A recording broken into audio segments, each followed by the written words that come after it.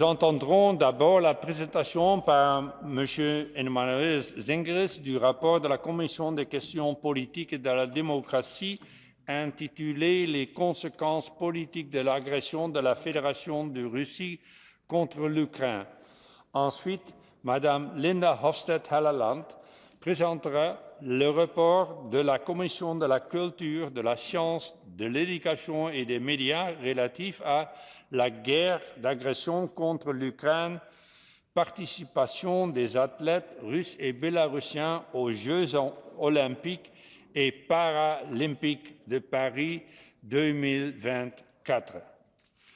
Nous devrons en avoir terminé avec l'examen de ce texte, vote inclus à 5h30. Nous devrons donc interrompre la liste des orateurs vers 5h05 afin de pouvoir entendre la réplique de la Commission et de procéder au vote nécessaire. Les rapporteurs disposent chacun et chacune d'un temps de parole de 7 minutes pour la présentation de leur rapport et de 3 minutes pour répondre aux orateurs à la fin de la discussion générale. Maintenant, la parole est à M. Zingeris, rapporteur de la Commission des questions politiques et de la démocratie sur le premier texte. Emmanuel. Merci beaucoup, Monsieur le Président.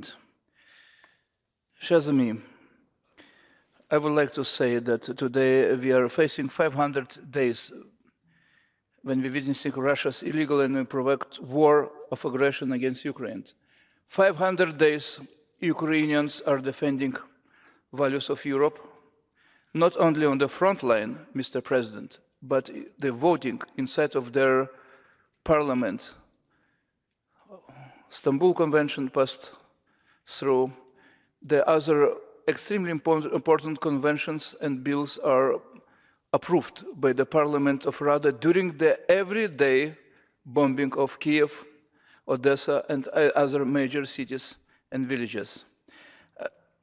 As the Ukrainians advance and liberate areas of their territory now illegally occupied by the Russian Federation, we fear new evidence of war crimes will emerge.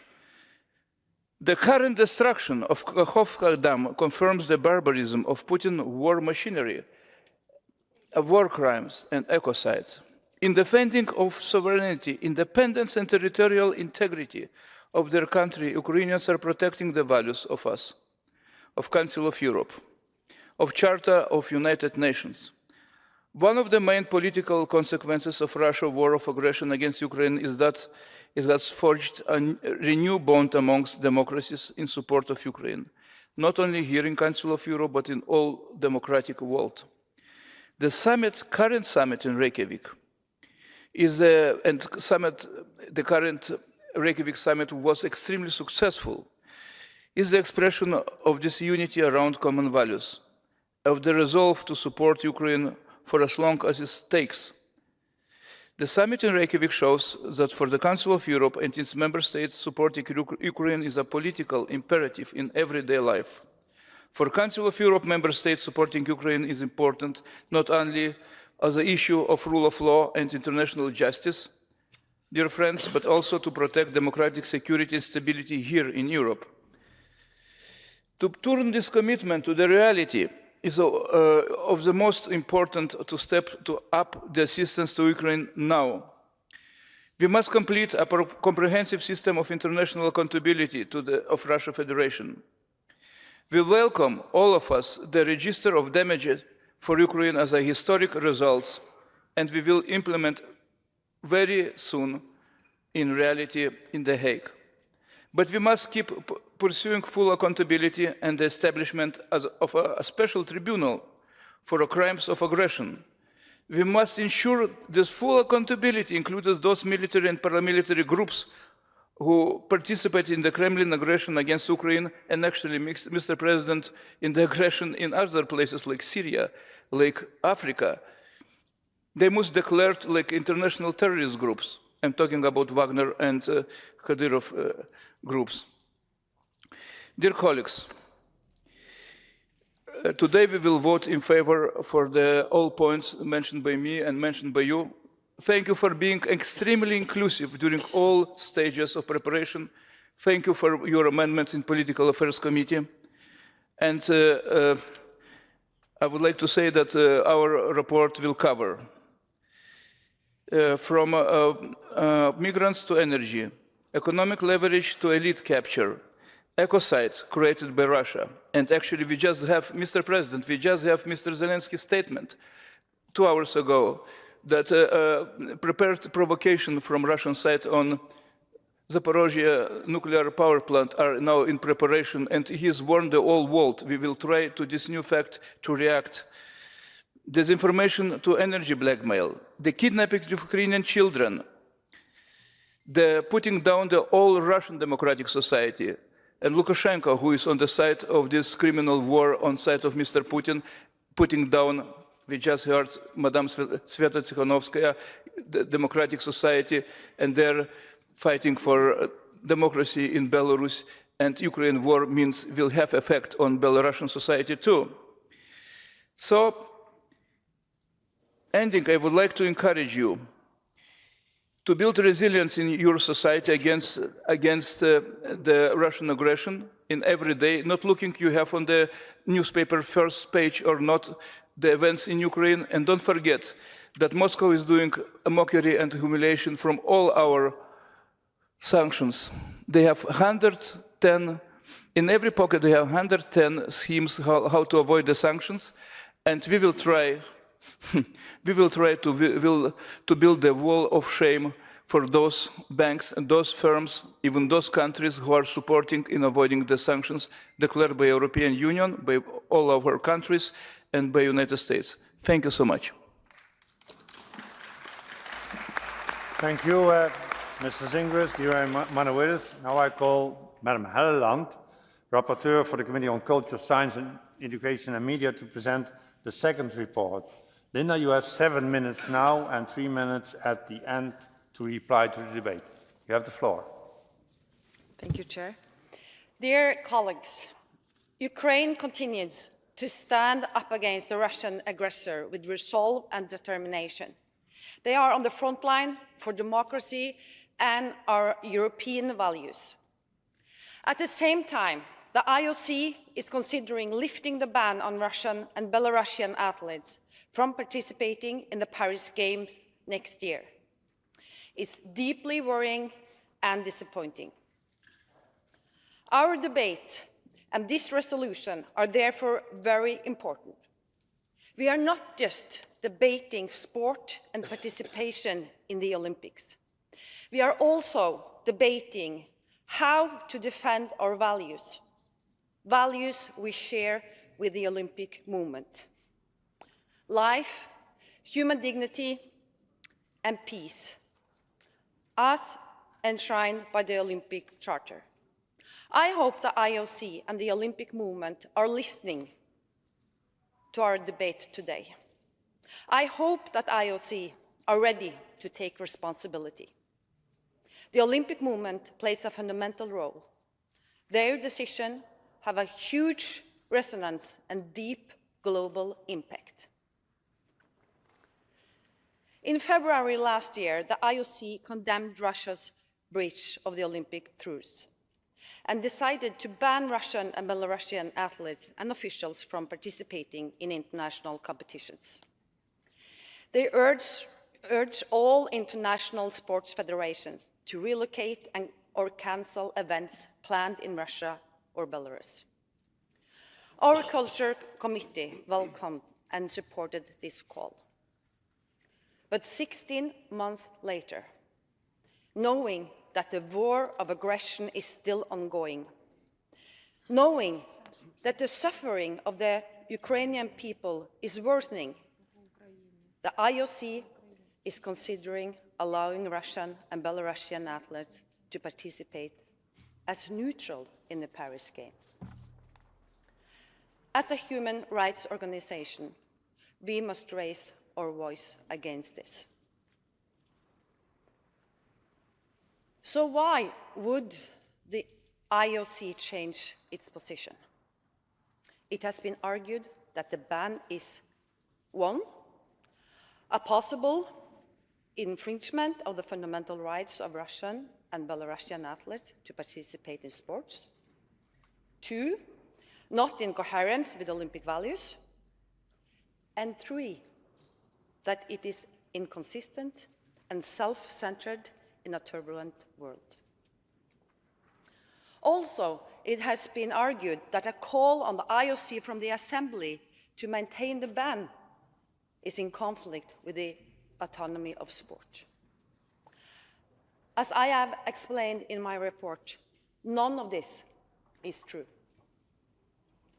Firstly, a ban on Russia and Belarusian athletes from the Paris Games is not an infringement of athletes' rights to participate in sports. It is not a fundamental right to participate in the Olympics and international competition. Secondly, when the IOC decided to ban Russian and Belarusian athletes, they said it was because the Russian invasion of Ukraine represents a blatant violation of the Olympic truce. This has not changed. The war of aggression against Ukraine is still a blatant and ongoing violation of the Olympic truce. It is still a major threat to peace and human dignity. The situation has in fact worsened since last year. And thirdly, to the argument that the ban is inconsistent and self-centered, I will say the following. This war of aggression is of a totally different nature and scale than other ongoing conflicts. A superpower has threatened nuclear escalation. Russia is challenging the existing international legal order. And lastly, regarding the issue of the autonomy of sports, it's not an issue. We are urging the IOC to make the right decision. And I must say, these are core principles of great value. Peace, global stability, safeguarding the international legal order. Dear colleagues, we have the right to voice our opinion. We cannot silently endorse a decision to lift the ban when the destiny of Ukraine and the human rights of its people are at stake. Russian and Belarusian participation in the Paris Games is therefore unthinkable. Their participation would de facto prevent others from participating. Ukrainian athletes would not participate. Finding acceptable criteria for Russian and Belarusian participating as neutral is near impossible. It is inevitable they will link to their countries. So we must therefore call on the IOC to maintain the ban. There is no such thing that as a neutral athlete. We must urge national IOC representatives as well as national and international sports federations to stand up against IOC's proposal to allow participation under neutral flag. Thank you. Thank you, Madam Helleland. And now in the debate, we first go to the 5 speakers on behalf of the political groups. And first in the debate, I call Mr. Casper van den Berg from the Netherlands. Casper speaks on behalf of the Alliance of Liberals and Democrats in Europe. Casper, het woord is aan jou. Dear Chair, the Alliance of Liberals and Democrats in Europe wants to express its heartfelt gratitude to the rapporteurs of today's debate, Mr. Zingeris and Ms. Helleland. They have done an impressive job working on a topic that is, or should be, the highest priority to everyone here at the Council of Europe, namely Russia's war of aggression against Ukraine. Thousands of civilians have been killed, alongside the tens of thousands of Ukrainian military who have died protecting their country, and over 14 million Ukrainians have been forced to flee their homes. The Russian army has committed heinous acts of savagery and war crimes, including the expulsion of Ukrainian children. ALDE strongly condemns once again the Russian Federation's full-fledged attack on Ukraine with the Belarusian regime's complicity. While politics usually is primarily the realm of politicians and public authorities in the face of such a fundamental attack on the core values underpinning our societies. Societal institutions, including the IOC and its constituent sports bodies, cannot look away. Instead, they should bring the weight of their moral authority and renown to the public consciousness and should not allow the Russian Federation and Belarus to be represented in the Paris Olympic and Paralympic Games for as long as the war of aggression continues. ALDE thereby underlines the resolution of the Committee of Ministers of 26 October last year. There is no doubt that participation by athletes from these countries would be used as a propaganda tool by the regimes. We have seen the Russian and Belarusian authorities do this over the past period. Their participation would hinder other athletes, not least Ukrainian athletes, from competing. Allowing for these athletes to participate as neutral individual competitors offers no solution because it will not provide the required safeguards and will not be a response worthy of the Olympic spirit. Moreover, as we know that Russian and Belarusian elite athletes receive state salaries, there is no realistic way thinkable that they could demonstrate their neutrality or distance themselves from these regimes. If for nothing else, it should be out of respect for the nearly 300 Ukrainian sportsmen and women that have to date lost their lives in the war, and the children whose lives have been cut short and who will never have the chance to excel at sports, that the sports world should stand up for the basic values of liberty and democracy. Thank you. Dank u wel, Casper. Now, Mr. Alexei Goncharenko from Ukraine is going to speak on behalf of the European Conservative Groups. Alexei, you have the floor. Thank you. Thank you, Mr. President. Microphone. Yeah. Thank you, Mr. President, and special thanks to rapporteurs, special thanks to Emanuele Zingeris for great job done. Thank you very much for this so powerful, so important report. And now we're speaking about sport. And we are speaking the word neutral. And I want to take this point and to go ahead. What is really neutrality? Can we really be neutral in the world? You know, when I'm hearing that, it's not just from sportsmen, it's a culture people, artists. We see people in Monaco, Courchevel, Vienna or Geneva sitting in restaurants and saying, you know, I'm Russian and I'm neutral. No, you are not. If you want to be Russian, not with the word bad Russian, you just need to name evil as evil. You just can't be silent. No, you just need to speak. You just need to talk. And in this case, you can't be just Russian. In other case, you are bad Russian because you have responsibility for what your country is doing. Speaking Russian now, I'm speaking about Russian citizens. We are not Nazis like they are. We are not speaking about Russians as ethnic group, because there are Russians, ethnic Russians in Argentina. They have nothing to do with the Putin's Russia.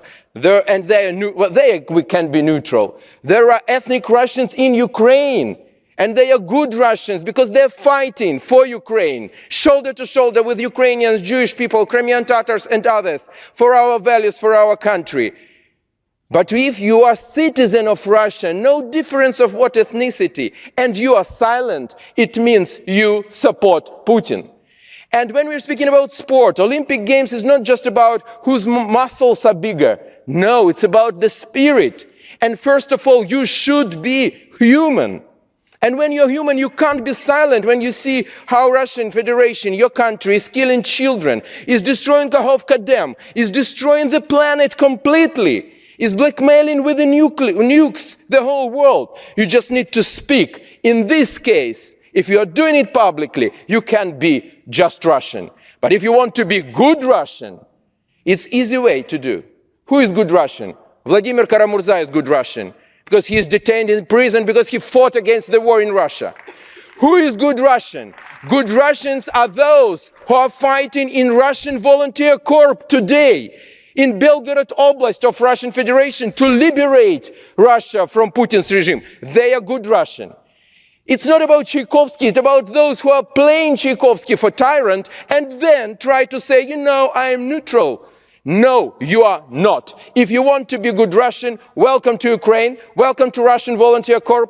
Do as what you can to stop the evil. In this case, you are really good Russian. All of else is just hypocrisy, and we need to stop it and prevent it spreading in our societies. Evil should be named as evil. Thank you very much. Thank you, Alexei. Next in the debate, I call Mr. George Katougalos from Greece. He speaks on behalf of the Unified European Left. George.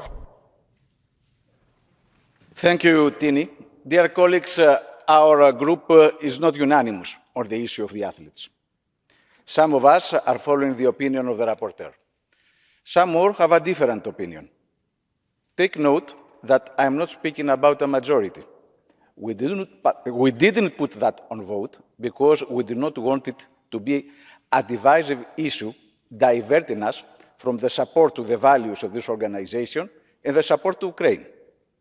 But this is exactly my point. The discussion of this report is very divisive, not among us, not just between PACE and the IOC.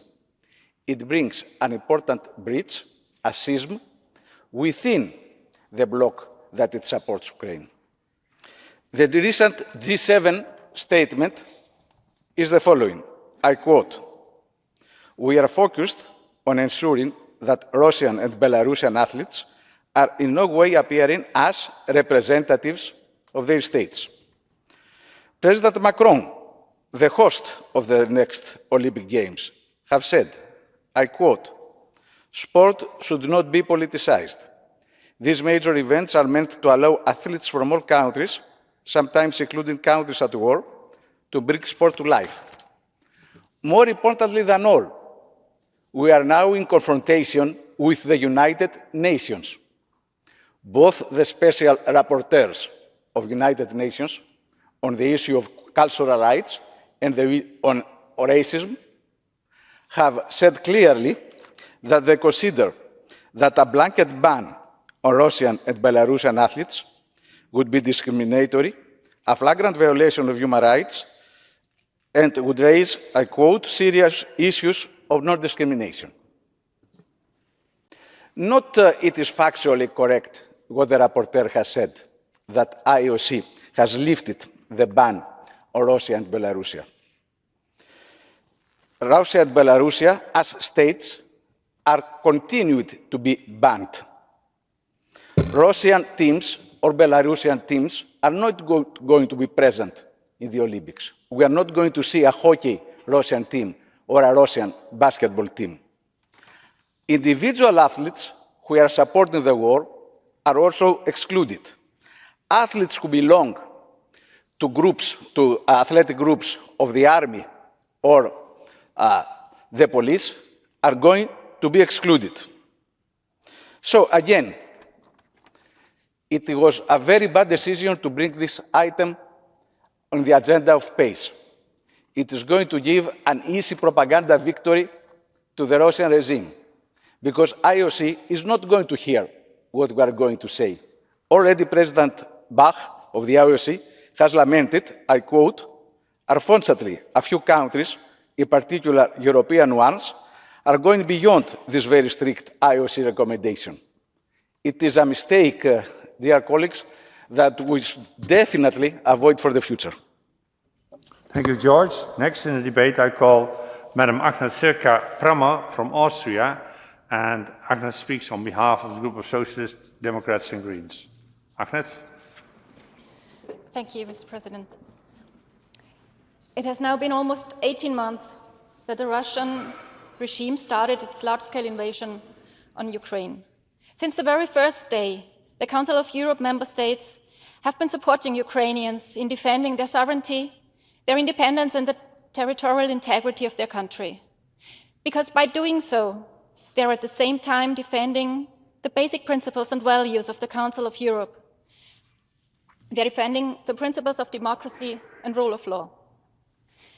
This war is not only fought with tanks and rockets, It is also fought with energy blackmail, with nuclear blackmail, and with disinformation. And this leads me to the second resolution.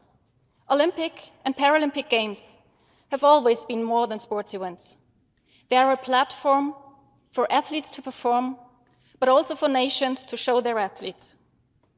It starts at the opening ceremony and continues in victory ceremonies with flags being raised and anthems being played.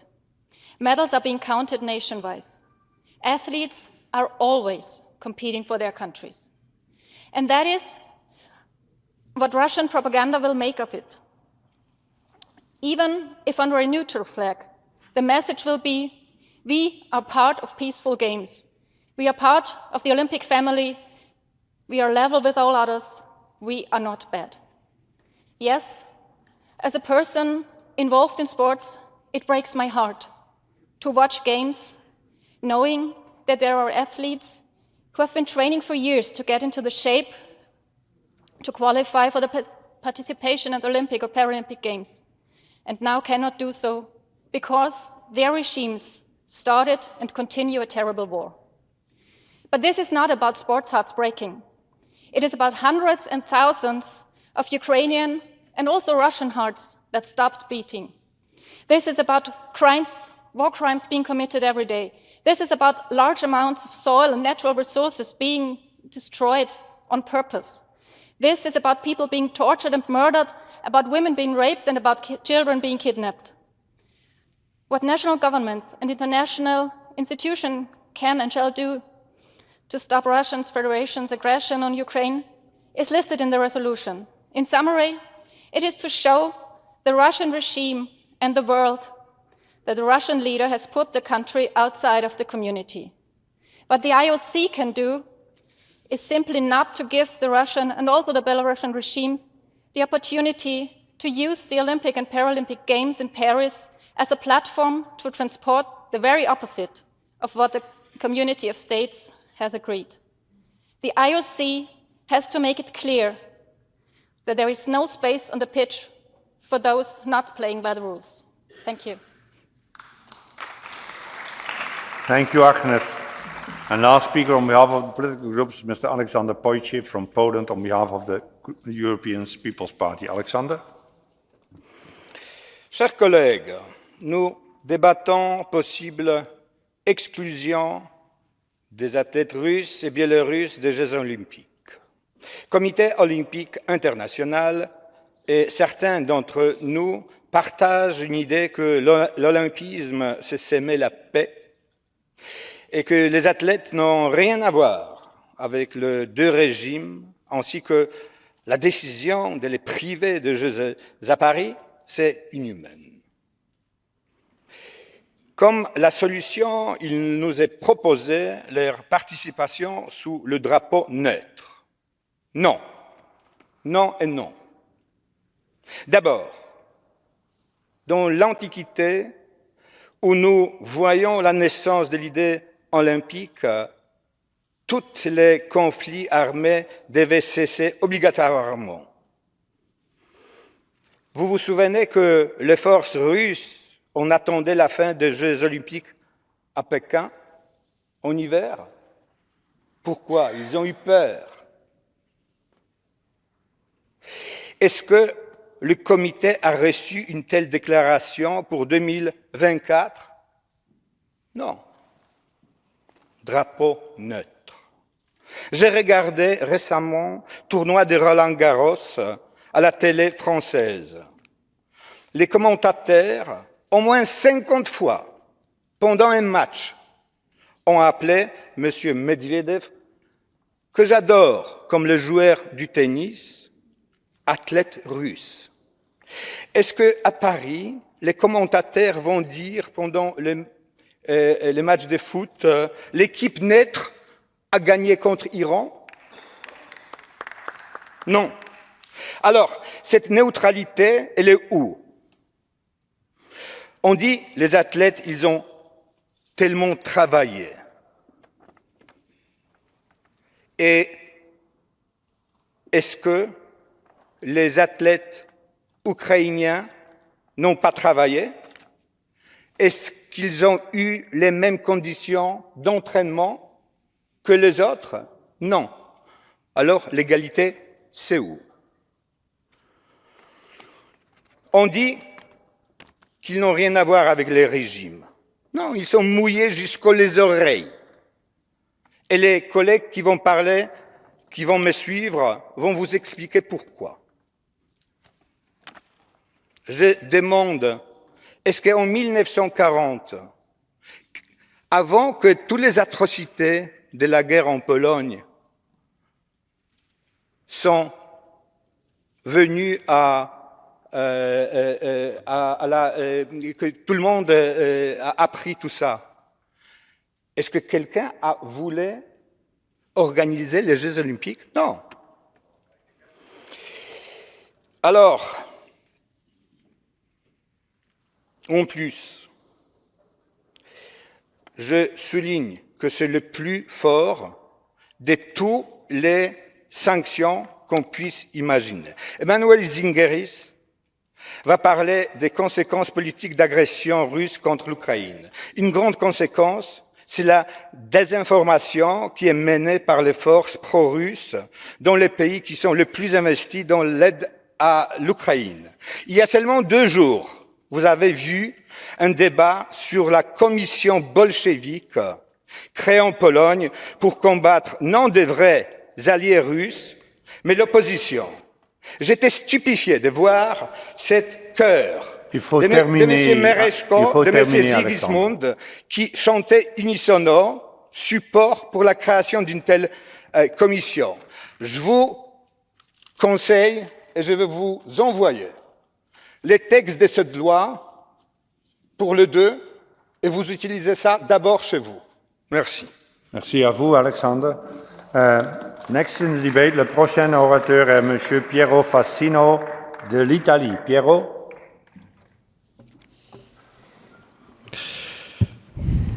Thanks. I will speak Italian, the Channel 4. Signor Presidente, la guerra, come sappiamo tutti, continua e continuano le sofferenze, le distruzioni, le vittime e si moltiplicano gli appelli a fermare le armi, a cercare di avviare un negoziato di pace. E le iniziative sono molte, il Vaticano, i presidenti africani, Lula, la Cina e tanti altri. Ma questi sforzi per cercare una soluzione di pace sono resi vani, vanificati, dalla scelta di Putin di annettere i territori del Donbass e la Crimea. Vedete, c'è una differenza tra occupare militarmente un territorio e annetterlo, perché occupare un territorio occupato ci si può sempre ritirare sulla base di un accordo. Un territorio annesso non ci si ritira più, perché se tu annetti un territorio dici quello è mio e non intendo restituirlo.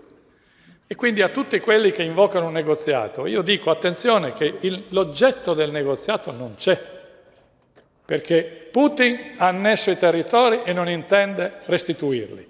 Gli ucraini legittimamente rivendicano che quei territori appartengono alla loro sovranità. E quindi io credo che dobbiamo essere molto consapevoli che soltanto il ritiro russo dai territori annessi può creare le condizioni per una pace. E questo è inevitabile. Ieri il segretario di Stato Vaticano, Parolin, che certamente è molto impegnato con l'iniziativa di pace vaticana, ha dichiarato che non vede nell'immediato prospettive per fermare le armi e prospettive di negoziato. È significativo che lo abbia detto. E quindi io credo che noi dobbiamo sostenere in ogni modo l'Ucraina e mantenere fortemente le pressioni. E tra queste pressioni, oltre alle sanzioni, c'è anche come evitare che lo sport sia una vetrina per il regime di Putin. Ora noi sappiamo che la Russia, quando va alle Olimpiadi, ci va con una squadra di atleti forti in ogni disciplina. Se guardiamo i medaglieri delle Olimpiadi, la Russia è sempre tra i primi 3 paesi per medaglie conquistate, il che significa che anche questa volta la Russia cercherà di rendere evidente la propria forza sportiva, ma che diventa un argomento di valorizzazione, di enfatizzazione che Putin utilizzerà sulla scena internazionale. E quindi io credo che per questo noi dobbiamo cercare di evitare che gli atleti russi possano partecipare alle Olimpiadi, non perché abbiamo qualcosa contro questi atleti e il loro diritto alla disciplina sportiva, ma per evitare che siano utilizzati come strumento di propaganda da parte di Putin. Infine un'ultimissima considerazione. Noi qui abbiamo messo come titolo della prima nostra rapporto conseguenze della guerra ucraina. Attenzione che le conseguenze sono molte. Penso per esempio al fatto che si manifesta sempre di più una contrapposizione West-Est e noi dobbiamo convincere invece il mondo che la guerra russo-ucraina non è un problema che riguarda solo l'Europa e il rapporto con l'Europa e la Russia. Pensiamo alle conseguenze nel Mediterraneo, dove la Russia è molto presente per relazioni storiche con l'Egitto, con l'Algeria, perché in Siria, perché nel Sahel con la Wagner, perché in questo momento nel Mediterraneo la Russia ha la più grande flotta che mai abbia avuto in quel mare. Ecco, credo che dovremmo valutare tutto e sapere quindi che continuare a sostenere l'Ucraina è essenziale per l'Ucraina, ma anche per la stabilità e la pace internazionale. Grazie. Grazie, Piero. Next in the debate, I call Mr. Reinhold Lopatka from Austria. Reinhold, you have the floor. Dear President, dear colleagues, of course, we all fully support Ukraine in the war against Russia. But on the other hand, I also fully support the point of view that we have to respect the autonomy of sporting organizations. And I'm a strong defender of sports' right to make its own choices without government interference. If governments or parliamentary forums try to decide which athletes can take part in which competitions, would mean for me the end of world sport as we know it today. Sport is very important as an independent bridge builder, and we should respect and we should accept the independence of sport. The Olympic Charter clearly states that the goal of Olympism is to place sport at the service of the harmonious development of humankind, with a view to promoting a peaceful society concerned with the preservation of human dignity. The Russian war of aggression is an indisputable crime against humanity, of course. The responsible perpetrators of these crimes shall be brought to justice. But does young sportsmen have influence on the decisions in Russia? I think they have no influence at all. And here, of course, these young sportsmen, these young sportswomen are misused by the Russian Federation as a propaganda purpose. I see this problem. But on the other hand, I think we have to respect that the world sports associations, they have to make their decisions. And we, as politicians, we should not interfere. We should not move in a direction taking away the responsibility from the sports world federations. We have so many dictatorships on this planet. And if we, as the Council of Europe, open here a door, what would we do when many of these dictators are misusing more and more their young sports people? I don't know how the International Olympic Committee can move on. So I think the only way is that we respect that is in the hand of the International Olympic Committee and it is in the hand of the World Sports Federation how they decide. I respect this.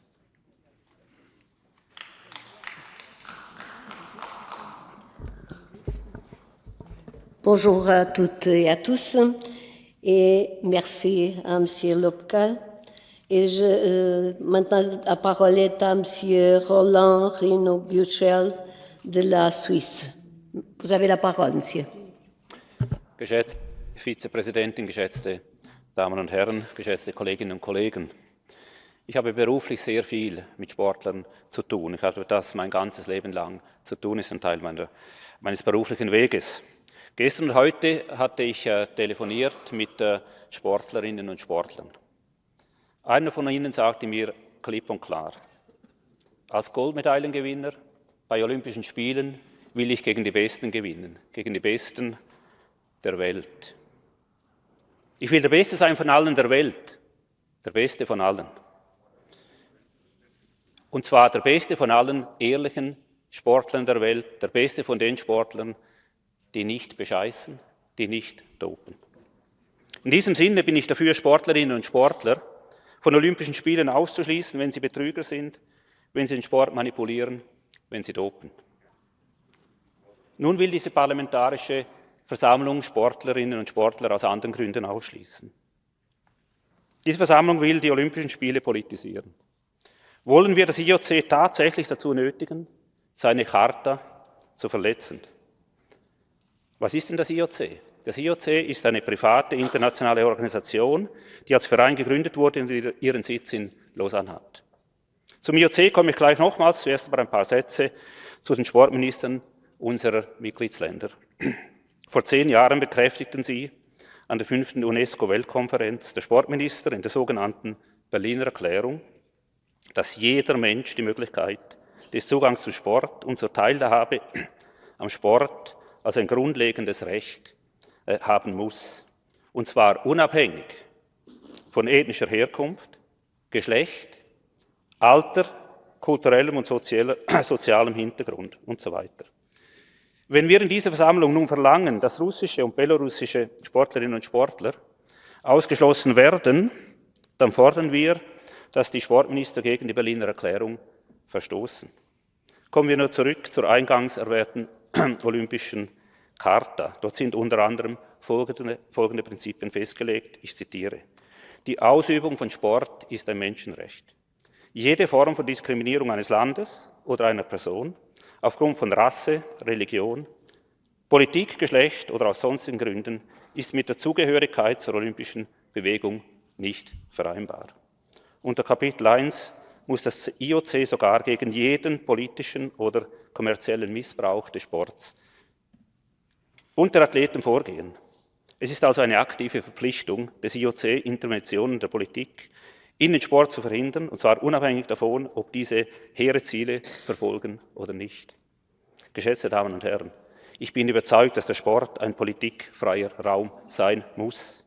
Wenn diese Versammlung nun Sportlerinnen und Sportler ausschließen will, dann fordert sie, dass das IOC seine eigenen Rechtsgrundlagen verletzt. Wollen wir das wirklich tun? Ich will das nicht. Die Olympischen Spiele, ein privat organisierter sportlicher Anlass, meine Damen und Herren, ein privat organisierter sportlicher Anlass, sollen und dürfen nicht politisiert werden. Sportler wollen gegen die Besten gewinnen. Und zwar unabhängig davon, wer im Land der Gegner gerade Staatschef ist. Meine Damen und Herren, die Besten sollen Olympiasieger werden. Besten Dank. Merci, Monsieur Michel. La parole est à Madame Olena Komenko de l'Ukraine.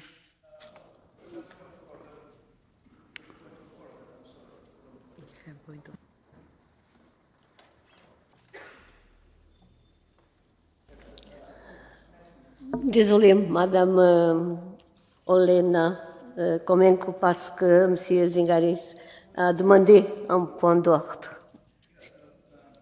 Micro. Thank you, dear friends and colleagues. Don't forget, we have today a discussion about 2 extremely important reports. Please, if you have joined our joint presentation by 2 committees, please speak about 2 reports. That's my comment to you, please. Thank you. Merci, Monsieur Zingaris, mais ce n'est pas un point d'ordre. Maintenant, oui, la parole est à Madame Olena Komenko de l'Ukraine. Dear colleagues, let me congratulate both rapporteurs on their excellent reports. We are living through a watershed era, and the world will never be the same after February 21st, 2022. Russia attempts to reshape the current international order, driven by their imperial vision. The democratic world played an abuser's card. They were naive about Russian real plans and all along became more dependent on natural resources of the Russian totalitarian regime. But it keeps getting worse. Russia uses scorched earth tactics. They plunder and destroy and try to wipe out Ukraine. They mined and destroyed Kakhovka Dam. They took as a hostage the Zaporizhia nuclear power plant. They mined the Crimean Titan plant and shelled the ammonia pipelines.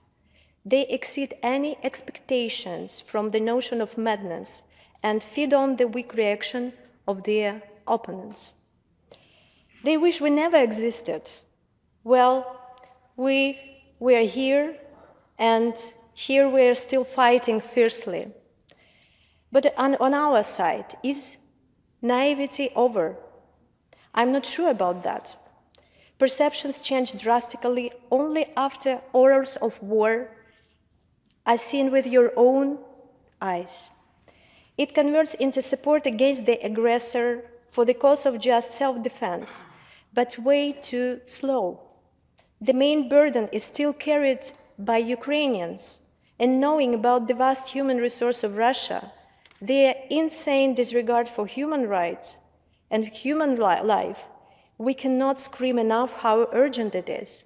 How urgent it is to scale up defense spending for all. How urgent it is to make our democracies capable of producing and maintaining necessary capabilities. Because without that, you cannot defend the very basic human rights cherished in this organization. Without that, your insane neighbor may question even the human dignity, and no one would be empowered to stop. This report, the political consequences of the the war of aggression against Ukraine, reiterates many important components to bring lasting peace, like strengthening the sanctions to cripple the war machine, destroying Ukraine, and setting all the necessary accountability mechanisms. On this background, we salute the Estonian government for setting up principles of the use of freezed Russian assets and hope for the adoption of the respective law soon. All European governments should follow this lead. It is popular nowadays to portray someone as a peacemaker, or someone can portray himself or herself as a peacemaker. All peacemakers may take note from this resolution, from the resolution on consequences, political consequences of the Russian Federation's aggression against Ukraine. Only steps reassuring the rules-based international order would bring true peace. And we are all eager and acting to see that day. Thank you, dear colleagues. Merci, Madame Komenko. La parole est à Monsieur Maxime Vucinic de Monténégro.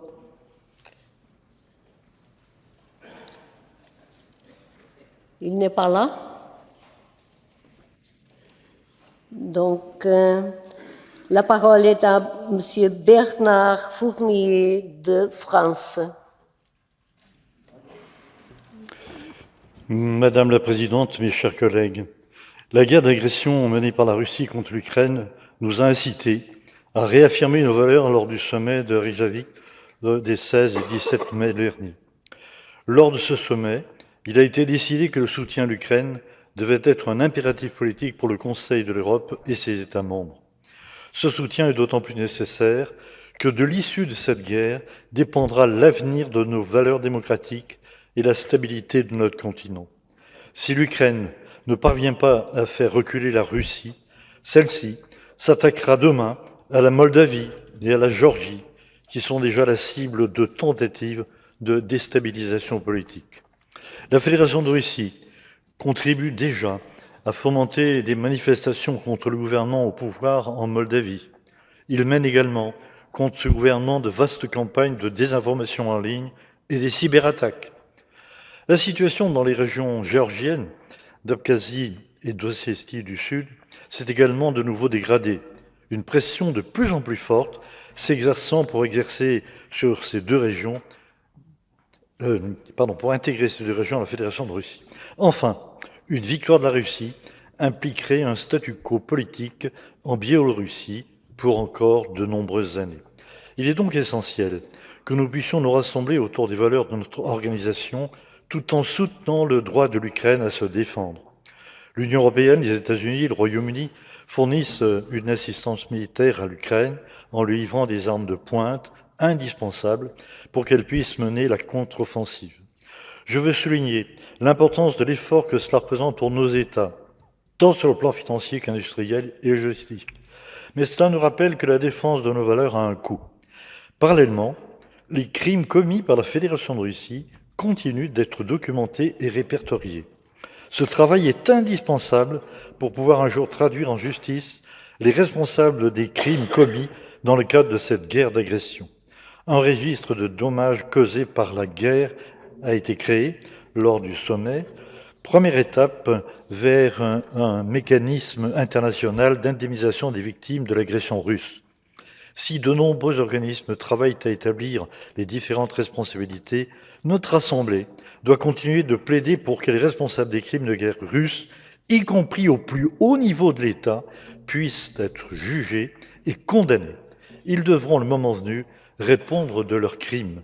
Enfin, si je me réjouis de voir que le soutien à l'Ukraine fait généralement l'unanimité parmi les États membres du Conseil de l'Europe, je regrette que ce ne soit pas le cas dans le monde entier. Nous devons nous interroger sur les raisons de ce soutien ou d'une neutralité bienveillante à l'égard de la Russie lors des réunions du Conseil de sécurité de l'ONU au regard de l'enjeu que représente la diffusion de nos valeurs. Je vous remercie.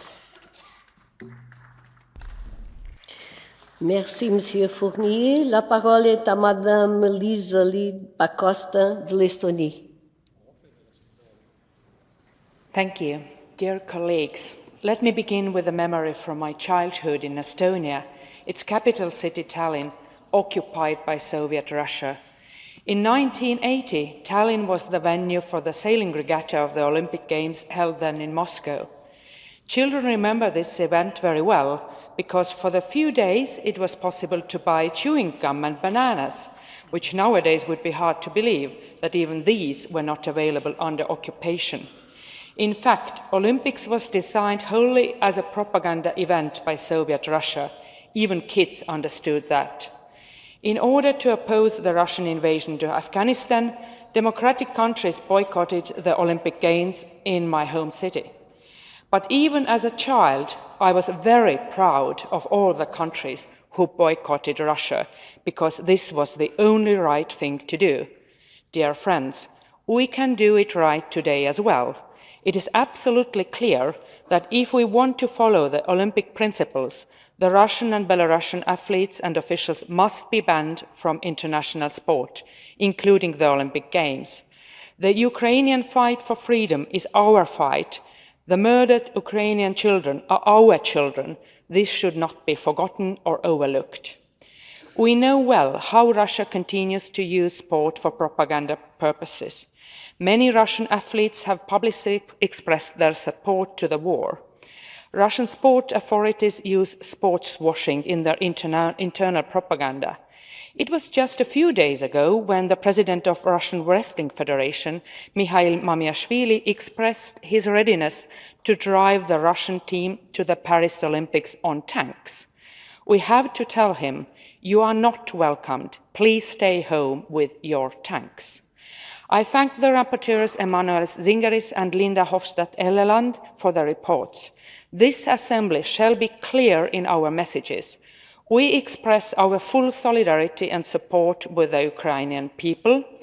We support the ban of Russian and Belarusian athletes and officials from international sport, including the Olympic Games, and we urge the national IOC representatives and national and international sports federations to express their opposition to the IOC's proposal to allow Russian and Belarusian athletes to participate in the upcoming Paris Olympic and Paralympic Games.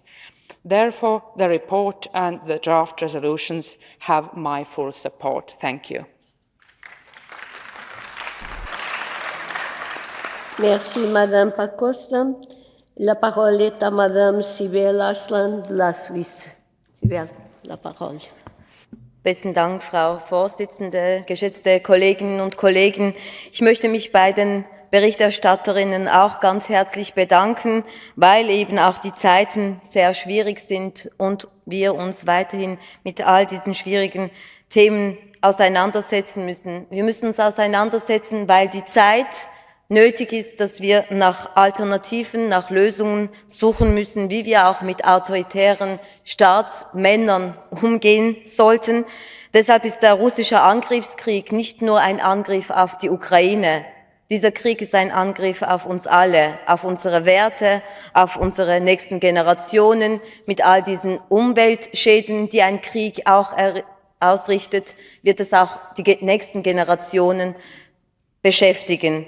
Und all diese TäterInnen, die die Verantwortung tragen, sollten deshalb, wie wir das auch in Reykjavik diskutiert haben, vor einer Sondergericht auch bestraft werden können. Deshalb ist die Errichtung so eines Gerichtes nach wie vor eben auch in Verpflichtung der nächsten Generationen sehr wichtig. Was hinzukommt, ist natürlich auch die Frage der Wagner-Gruppe. Eben solche Kriegstruppen, die überall immer wieder mit all diesen Kriegsmaschinerien versuchen, Gehilfenschaft zu leisten, sollen nach wie vor verfolgt werden. Ich glaube, zu Friedenszeiten Frieden zu verlangen, ist einfach. Zu Kriegszeiten für den Frieden einzustehen und dafür nach Alternativen zu suchen, ist für uns alle nach wie vor sehr wichtig. Nun ein paar Worte zu den Vorschlägen bezüglich der Sportlerinnen, ob sie jetzt zugelassen werden sollten bei den Olympischen Spielen oder nicht.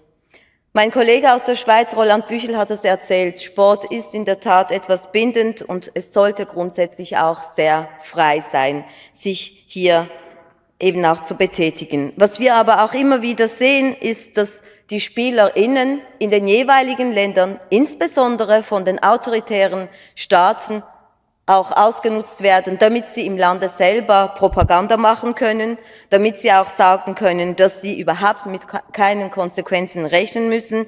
Aber es ist auch wichtig zu sehen, dass oft SportlerInnen auch unterstützt werden, sofern sie der Regierungen, eben diesen Regimen nahestehen. Alle anderen, die kritisch sind, die eben auch sich vielleicht dazu geäußert haben, was mit der Ukraine vielleicht seitens Russland passiert, werden auch nicht gefördert. Ich möchte hier ein Beispiel nennen. Denken Sie an die iranischen Sportlerinnen, die im Ausland waren, die ohne Kopftuch vielleicht geklettert sind. Sie mussten dann, sofern sie in die Regierung, in ihr Heimatland zurückgehen wollten, von der Mullah-Regime, wurden sie dann verhaftet und wir mussten kämpfen, dass sie auch weiterkommen. Deshalb ist es wichtig, dass wir, glaube ich, auch Konsequenzen zeigen können und von der Sport, gerade weil sie privat organisiert sind, Forderungen stellen. Und es ist wichtig, dass wir von hier aus diese Signale senden und die privaten Organisationen hier auch an die jeweiligen autoritären Staaten ein Zeichen setzen können. Besten Dank. Merci Sibel. La parole est à Madame Inger Schott de la Norvège. Thank you, Madam President. This is an important debate. I congratulate Mrs. Helleland on her work and call on you all to support the draft resolution. Now I would like to start with the conclusion. As long as there is war in Ukraine, Russian and Belarusian athletes can't be allowed to participate at the Olympic and Paralympic Games in Paris next year. Allowing them to participate under a neutral flag or banner is not acceptable either. Our Assembly must take a clear position on this issue, and we must use our voices to stand up for Ukrainian athletes. Their right to participate in sports is violated by the Russian aggressor. Madam President, ideally, sports and politics don't mix, but we all know that this is not the case. Sports and politics are tightly linked together. During the hearing on this issue in April, President Cox underlined that sport is a powerful tool. It has the capacity to transmit values and principles to society as a whole, not only to those taking part in it. I couldn't agree more. The international community has shown remarkable unity and strength in its response to Russia's war of aggression in Ukraine.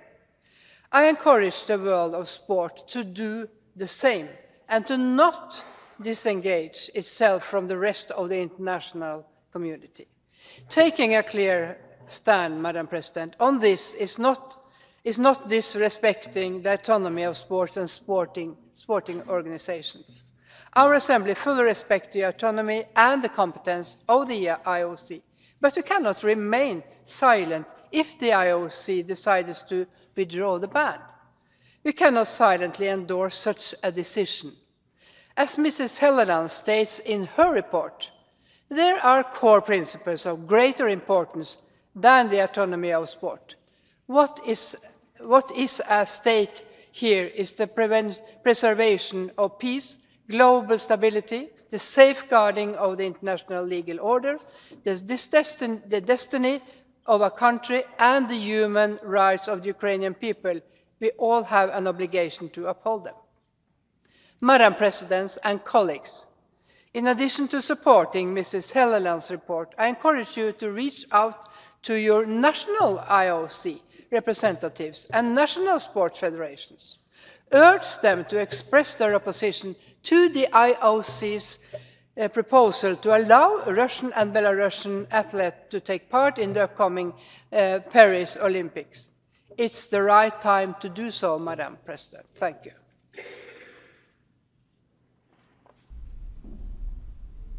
Merci, Madame. Et la parole est à Monsieur André Gatolin de la France, le dernier orateur.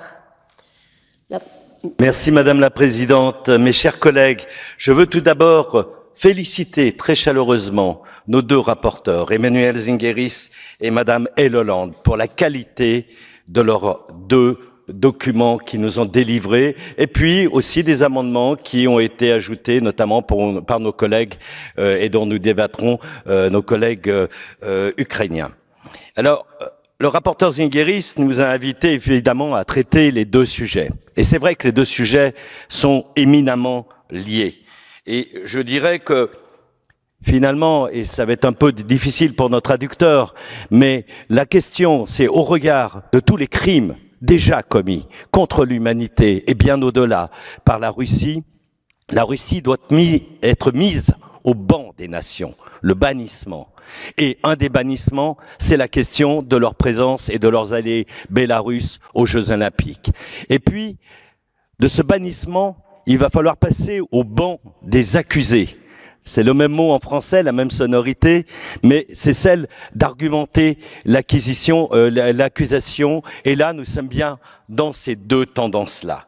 Et s'il faut faire un autre lien, je dirais que malheureusement, la Fédération de Russie est d'ores et déjà médaille d'or, recordman absolu depuis le rétablissement du droit international après la Seconde Guerre mondiale, de la multiplication en 17 mois de toutes les violations du droit international, du droit humanitaire et du droit de la guerre. Alors, oui, il ne faut pas autoriser les athlètes russes et bélarusses à participer aux Jeux Olympiques. Et surtout pas sous cette mystification qui consisterait à les mettre sous bannière neutre. Vous imaginez un match de football entre Bélarussie et Fédération de Russie. L'équipe neutre vient de marquer un but contre l'équipe neutre, c'est formidable, l'équipe neutre a gagné. Mais bientôt, d'ailleurs, tous les athlètes, tous les pays voudront jouer sous bannière neutre, parce qu'ils seront sûrs de gagner. Peut-être reviendrons-nous peut-être à de véritables Jeux olympiques avec les valeurs fondamentales et humaines que nous devons respecter. Les arguments aussi contre cette bannière neutre sont évidents. Nous savons qu'une grande partie des athlètes russes de plus haut niveau sont des soldats et sont dans des équipes militaires payées par l'État. Vous voyez un instant, ces gens-là se tairent. Ils ne l'ont pas fait ces derniers mois. Ceux qui sont allés saluer la bravoure des gens qui adoptaient, soi-disant, de pauvres enfants orphelins ukrainiens déportés de force, ceux qu'on a vus dans les meetings de M. Vladimir Poutine. Alors je sais, mon gouvernement n'est pas favorable à ce que je dis. C'est pas mon problème. Mon problème, c'est que je suis parisien, je suis français. Il y aura les Jeux olympiques. Je défends des valeurs. Et ces valeurs, je les défendrai jusqu'au bout. Je préfère être européen plutôt que français et je préfère défendre les valeurs fondamentales plutôt que les valeurs européennes quand elles ne sont pas bonnes. Et je terminerai en citant Pierre de Coubertin, un de mes compatriotes qui a recréé les Jeux olympiques en 1896. Il disait: l'important n'est pas de gagner, l'important est de participer. En l'occurrence, ici, il faut gagner. Il faut que l'Ukraine gagne et il faut que les Bélarusses et la Russie ne participent pas. Je vous remercie. Merci beaucoup, Monsieur Gatolin. Il nous faut maintenant interrompre l'audition des orateurs. Les orateurs inscrits qui présents pendant le débat n'ont pu s'exprimer peuvent transmettre dans les 4 heures leur intervention dactylographie au service de la séance pour publication au compte rendu. Ce texte ne doit pas dépasser 400 mots et doit être transmis par voie électronique. Et maintenant, j'appelle la réplique de la Commission. Monsieur Zingeris, vous avez 3 minutes pour répondre aux intervenants. Shazmi, dear friends and colleagues, I'm here from 93, just a bit celebrated, and thank you for the participation. 30 years of Lithuanian membership in Council of Europe, Estonian membership of Council of Europe, and Slovenian membership of Council of Europe. I remember the entry of Russia in 1996. Among obligations was to withdraw the Russian 14th Army from Moldova, to pay compensations for the Baltic deported to Siberia and to Gulag people, and many others. Most of those conditions were not implemented, even in the time of democratic Russia. Chechen war started, Russia war against Chechnya, and after that started all atrocities against Georgia, against Ukraine, and we have now the war against Europe. You can understand how alone Ukrainians are, how alone are Ukrainians now on the front line. We have now our troops there. We are not defending shoulder to shoulder our freedoms. They're defending our freedoms. They're voting for our values. So that is the reason when in my report I have absolutely clear included Wagner Group of a terrorist organization, Kadyrov Group like a terrorist one, and asking international governments to impose red notice for Interpol against every member of those 2 criminal huge entities. From other point of view, we have mockery of avoidance of circumvenance of the sanctions. We will create a wall of shame under our register and ad hoc task force to understand which banks and which companies are benefiting from the war and from the blood of Ukrainians. And certainly we'll be finally going to establish international tribunal, special tribunal against war crimes and against Russian aggression of Ukraine. From that reason, I would like to ask you to be together, united, and vote in favor for the report and all amendments in my report, and probably supporting the report of my neighbor. Thank you. Merci, Monsieur Zingeris. Et Madame Hélène, vous avez 3 minutes pour répondre aux intervenants, s'il vous plaît. Thank you, Madam Chair, and thank you, colleagues. Thank you so much for your support. Our voices are clear. Russian and Belarusian athletes have no place at the Olympic and Paralympic Games in Paris next year. By lifting the ban on Russia and Belarusian athletes, the IOC becomes a tool for the Russian propaganda machinery. As Ms. Costa said, just a few days ago, the president of the Russian Wrestling Federation made an appalling declaration. Russian athletes should go to Paris in tanks if they are not allowed to compete under the Russian flag. This is what I'm talking about. This is propaganda. Many athletes have been used in propaganda to support the ongoing war. And this week, dear colleagues, I received this letter from the global athletes. More than 600 athletes have signed a letter to the IOC president. They are calling for a ban. We must support the athletes. All major organizations and institutions acting in the public and private sphere must stand up and bring the weight of their moral authority and renown to the public consciousness for a deep global impact. This includes the sporting world with its immense economic, social, and political leverage. Today, dear colleagues, proclaiming the Olympic values, Thomas Bach made a speech where he criticized the Ukrainian government.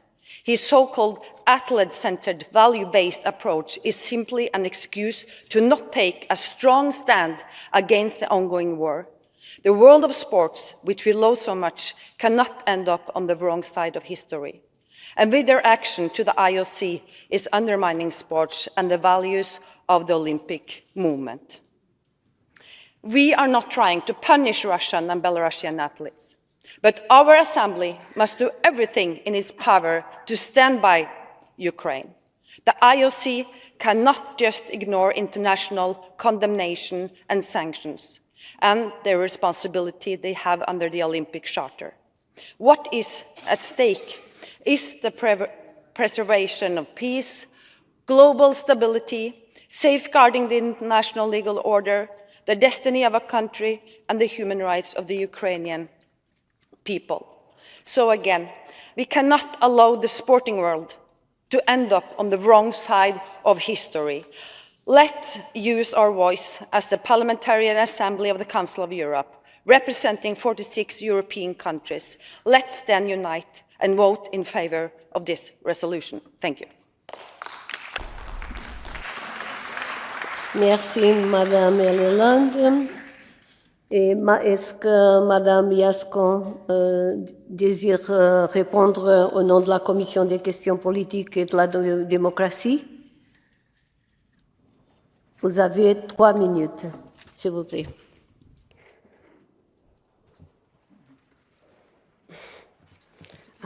Dear colleagues, I think it's very special that we have these two reports together. On behalf of our political committee, we are focusing on democracy. But our other committees, our colleagues, are talking about something very concrete that results from the absence of democracy and democratic governance by one aggressor who started the war.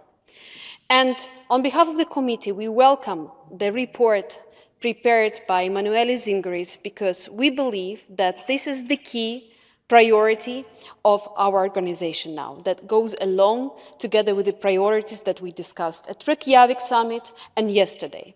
What does it mean? It means that we need to make sure that democracies really work and they are protected.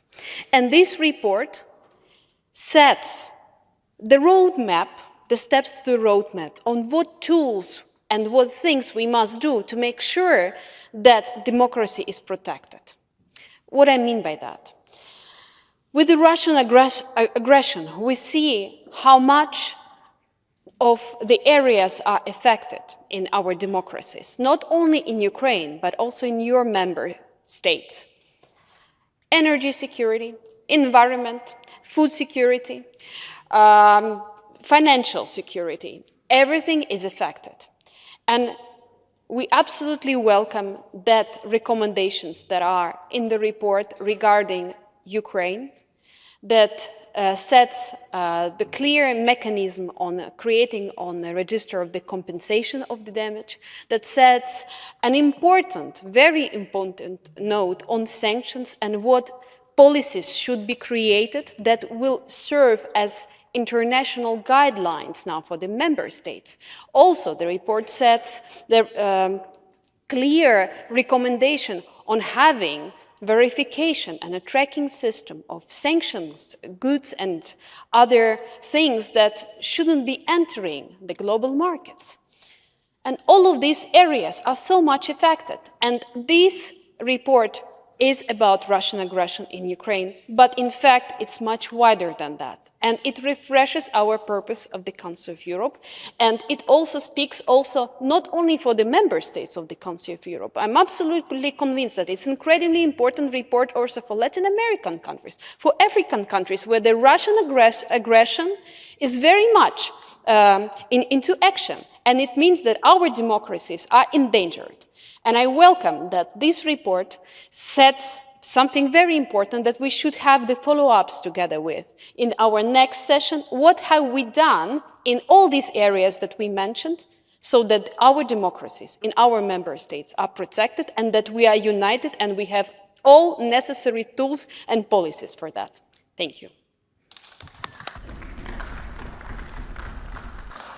Merci, Madame Iasko.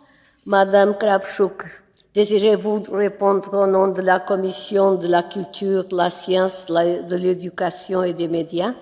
Vous avez 3 minutes, s'il vous plaît. Merci, Madame la Présidente. Thank you, dear colleagues.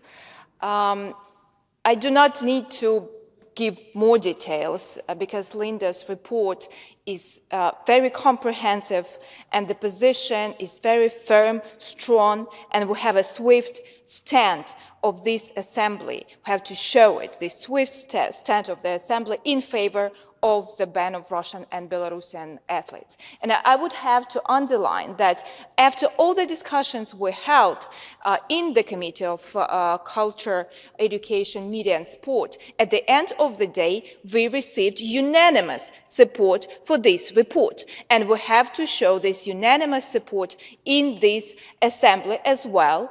Of course, we had the discussions, as we had discussions here. But during these discussions, we found out that this sense of neutrality that IOC proposes doesn't work already. We already saw Russian sportsmen go into pre-championships, and they belong to army clubs. Already those who won were congratulated by Putin. After 2 hours, they were on the pedestal, saying this is the great sports school of judo or whatever sport was there. So this is a reality that we face. And also we need to give a wake-up call to IOC.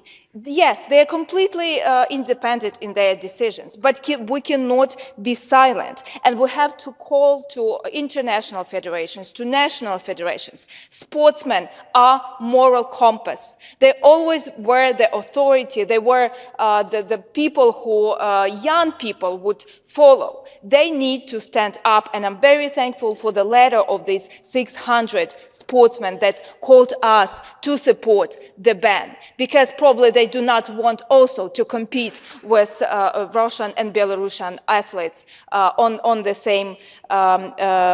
same territory. So I really hope that our committee's unity will be here in the assembly. And just imagine, at this very same time, when we are discussing whether Russians and Belarusians should be in Olympics, there is a great hazard of nuclear attack in Zaporizhia. You probably saw, and some of the people said, and it's in the report of Emanuelis. Imagine the scale and how ruthless the war is still after 500 days. So please, on behalf of the committee, I ask you to support the resolution of Linda Helleland. Thank you. Merci, Madame Kravchuk. La discussion générale est close. Nous en venons au premier rapport intitulé « Les conséquences politiques de l'agression de la Fédération de Russie contre l'Ukraine ». document 15 797. La Commission des questions politiques et de la démocratie a présenté un projet de résolution sur lequel 9 amendements ont été déposés. J'ai cru comprendre que la présidence de la Commission des questions politiques et de la démocratie souhaite proposer à l'Assemblée de considérer les amendements numéros 1, 2, 3, 5 et 8 qui ont été adoptés à l'unanimité par la Commission comme adoptés par l'Assemblée. Les amendements 7 et 9 ont également été adoptés à l'unanimité, mais comme ils font l'objet de sous-amendements oraux, nous les examinerons selon les modalités habituelles.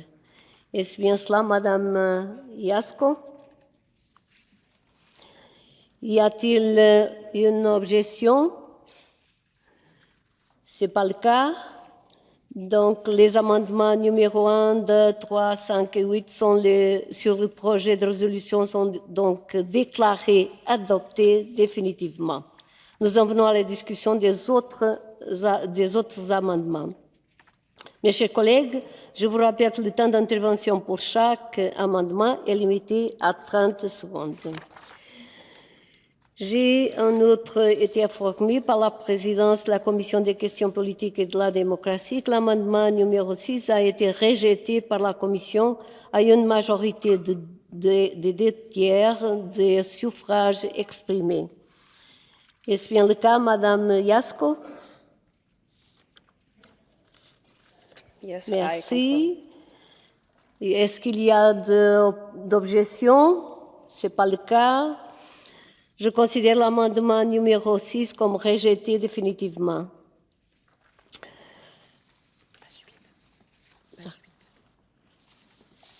Celle-là.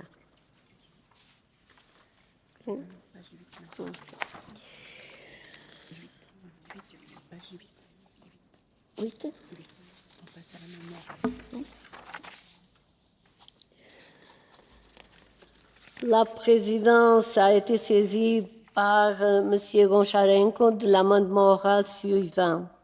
À la fin du paragraphe 10, ajoutez la phrase suivante. L'Assemblée exprime sa plus grave préoccupation quant à la possibilité que la Fédération de Russie envisage de mener une attaque délibérée ou de provoquer un accident délibéré à la centrale nucléaire de Zaporizhia, comme l'a mentionné le président Zelensky le 22 juin.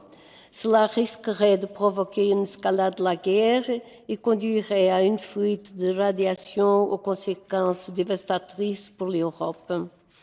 En vertu de l'article 34.7a du règlement, le président peut, à titre exceptionnel, déclarer recevable un amendement oral ou un sous-amendement oral s'il estime qu'il est destiné à apporter une clarification, à tenir compte de faits nouveaux ou à permettre une conciliation. Je considère cet amendement oral comme recevable au regard des critères du règlement. Il ne peut toutefois être pris en compte si 10 représentants ou suppléants au moins s'y opposent et se lèvent. Y a-t-il des objections à la prise en compte de cet amendement oral? Ce n'est pas le cas. Nous allons donc procéder au vote sur l'amendement oral. Le scrutin est ouvert.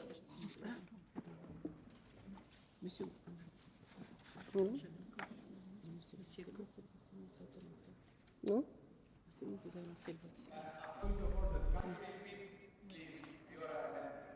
On a lancé le vote.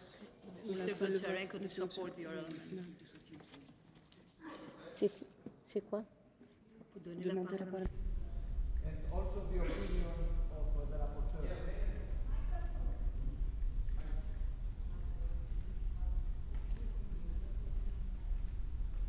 Pour soutenir l'amendement. OK. La parole est à M. Goncharenko pour soutenir l'amendement oral, s'il vous plaît.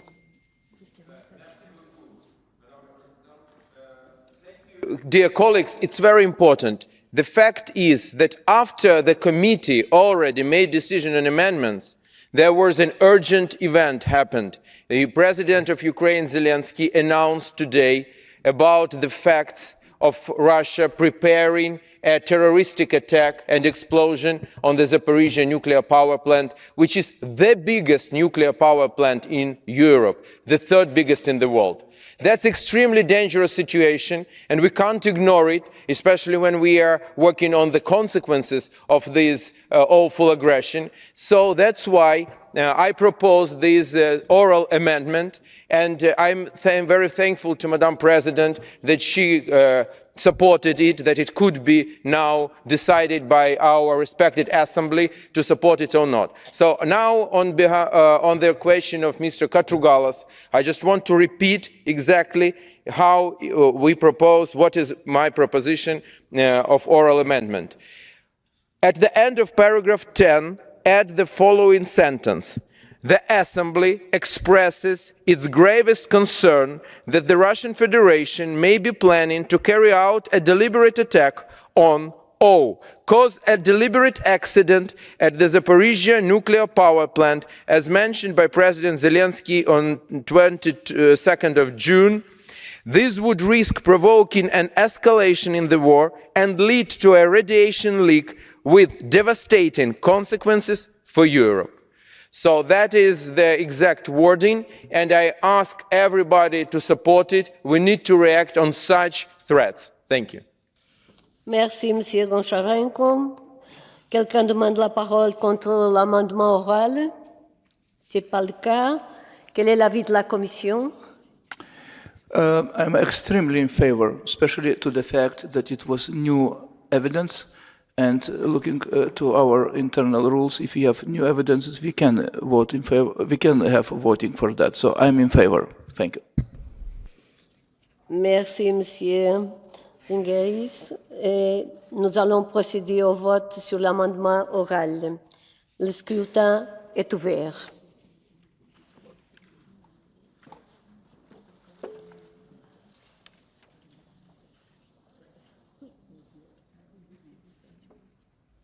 Le scrutin est clos. Je demande l'affichage du résultat. L'amendement oral est adopté. Page 13. Page 13. 13. Et... Voilà, amendement 4. La parole est à M. Goncharenko pour soutenir l'amendement numéro 4.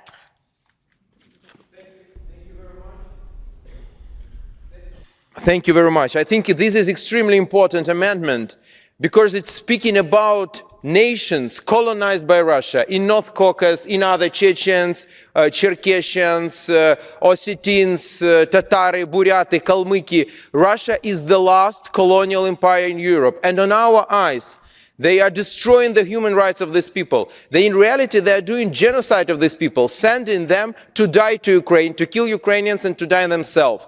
So we need to speak about this. And my amendment was not supported by the committee, just by several votes. And the rapporteur is in favor. So I want to ask all of you to support this amendment, saying that our assembly should support the rights of the colonized ethnic minorities in Russian Federation. We should do this. We should not put a blind eye on what Russia is doing with these nations. Thank you. Merci, Monsieur Goncharenko. Quelqu'un demande la parole contre l'amendement? Monsieur, excusez-moi, mais c'est Monsieur Katrougalas. Monsieur Katrougalas, vous avez la parole. Madam la President, the amendment is clearly out of the scope of the resolution, but above all is extremely dangerous and contrary to what we have decided till now as Council of Europe. It calls for self-determination of ethnicities within the Russian Federation. In other words, it asks for a dissolution of Russia, the breakup of Russia. This is butter to the bread of the Russian propaganda, which portrays exactly the war as a kind of effort of destroying Russia. Merci beaucoup. Quel est l'avis de la Commission?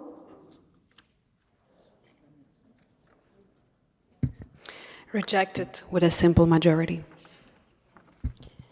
Donc, nous allons procéder au vote sur l'amendement. Le scrutin est ouvert.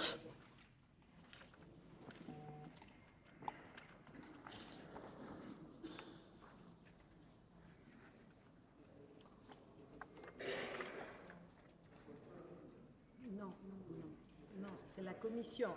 C'est la Commission. Le scrutin est clos. Je demande l'affichage du résultat si l'amendement n'est pas adopté.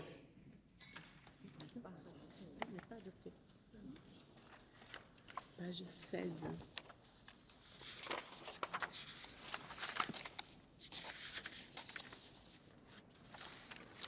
La présidence a été saisie par M. Soboliev de l'amendement oral suivant. Au paragraphe 21.1, remplacer les mots des réfugiés ukrainiens par les mots des réfugiés et des personnes déplacées du fait de la guerre contre l'Ukraine. La procédure, c'est la même. En vertu de l'article 34.7a du règlement, le président peut, à titre sessionnel, déclarer recevable un amendement oral ou un sous-amendement oral s'il estime qu'il est destiné à apporter une clarification, à tenir compte des faits nouveaux ou à permettre une conciliation. Je considère cet amendement oral comme recevable au regard des critères du règlement. Il ne peut toutefois être pris en compte si 10 représentants ou suppléants au moins s'y opposent et se lèvent. Y a-t-il des objections à la prise en compte de cet amendement oral? Ce n'est pas le cas. La parole est à M. Soboliev pour soutenir l'amendement oral. Vous avez la parole, monsieur. Thank you, Madam President. We just want to qualify this oral amendment in order to see how it's in our resolutions. According to previous resolutions, we have the same term as I proposed to our voting, because only a small part of Ukrainians are refugees. All others has different status that we can have according to this amendment. I want to support this amendment. Thank you. Merci, M. Soboliev. Quelqu'un demande la parole contre l'amendement oral? Ce n'est pas le cas. Quel est l'avis de la Commission? Unanimously approved. Nous allons procéder au vote sur l'amendement oral. Le scrutin est ouvert.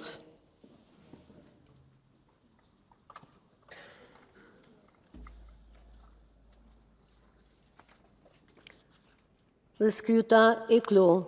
Je demande l'affichage du résultat. L'amendement oral est adopté.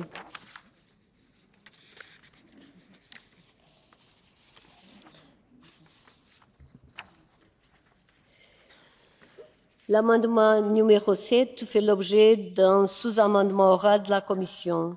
La parole est à M. Goncharenko pour soutenir l'amendement numéro 7. 30 secondes, s'il vous plaît.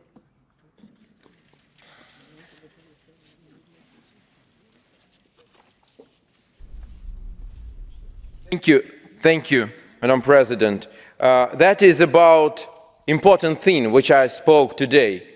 That yes, there are really good Russians, but it's not those people who are sitting in somewhere hiding their money, Russian oligarchs who are saying they have nothing to do with what Putin is doing.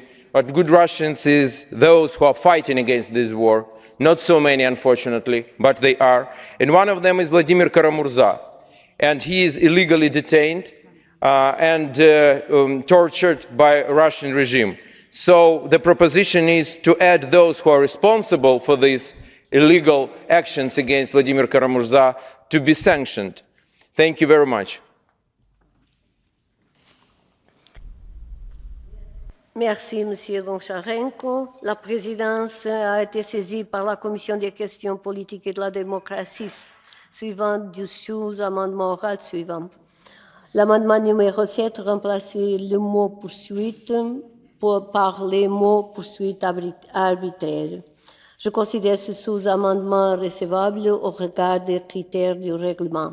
Il ne peut toutefois être pris en compte si 10 représentants suppléants au moins s'y opposent et se lèvent. Y a-t-il des objections à la prise en compte de ce sous-amendement oral? Ce n'est pas le cas. Donc, la parole, nous allons donc examiner ce sous-amendement oral. La parole est à Monsieur le rapporteur pour soutenir le sous-amendement oral. Yes, Madam Speaker, dear friends, it's very important to understand that our colleague and friend Vladimir Karamurza was arbitrarily sentenced and arbitrarily prosecuted. That's a crucial issue, while the court was ruled from above, from Kremlin. Thank you. Merci beaucoup. Quelqu'un demande-t-il la parole contre le sous-amendement oral? Ce n'est pas le cas. Quel est l'avis de l'auteur de l'amendement, M. Goncharenko, sur le sous-amendement oral? Certainly I support. Thank you. Merci beaucoup. Et l'avis de la Commission est naturellement favorable. Nous allons procéder au vote sur le sous-amendement oral. Le scrutin est ouvert.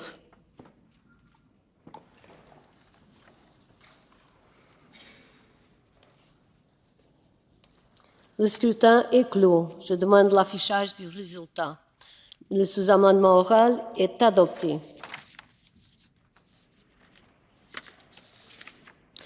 Nous en revenons à l'amendement numéro 7. Quelqu'un demande-t-il la parole contre l'amendement 7? Ainsi sous-amendé, bien sûr. Ce n'est pas le cas. Quel est l'avis de la Commission sur l'amendement ainsi sous-amendé? Unanimously approved as sub-amendment. Merci. Nous allons procéder au vote sur l'amendement numéro 7 ainsi sous-amendé. Le scrutin est ouvert.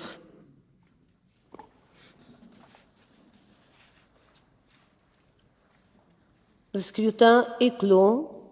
Je demande l'affichage du résultat. L'amendement numéro 7, ainsi sous-amendé, est adopté.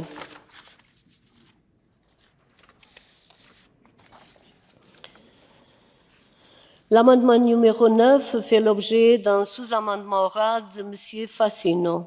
La parole est à Mme Olena Komenko pour soutenir l'amendement numéro 9. 30 secondes, Madame. Dear colleagues, the text of this amendment speaks by itself, and we all aware of and we are observing the inability of United Nations to counter Russian aggression against Ukraine, and the Assembly reiterates this concern that it expressed earlier in other resolutions, and we would like to support all efforts and discussions seeking to unblock this situation and to stop Russia abusing its veto power. Thank you. Merci, Madame Komenko. La présidence a été saisie par M. Fassino du sous-amendement oral suivant. À l'amendement numéro 9, après les mots « quanta », supprimer les mots « l'incapacité des Nations Unies et du Conseil de sécurité de s'opposer à l'agression russe en raison de ». Je considère ce sous-amendement recevable au regard des critères du règlement. Il ne peut toutefois être pris en compte si 10 représentants ou suppléants au moins s'opposent et se lèvent. Y a-t-il des objections à la prise en compte de ce sous-amendement oral? Ce n'est pas le cas. Nous allons donc examiner ce sous-amendement oral. La parole est à M. Fassine pour soutenir le sous-amendement oral.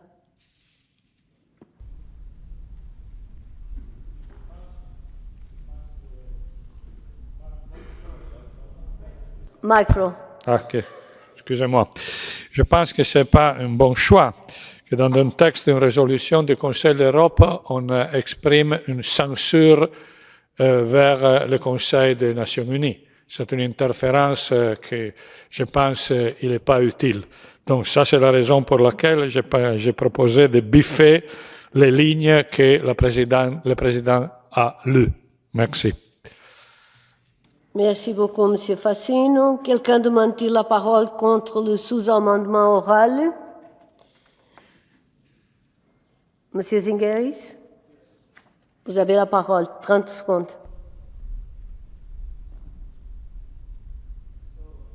Just a moment, I need 1 second consultation. So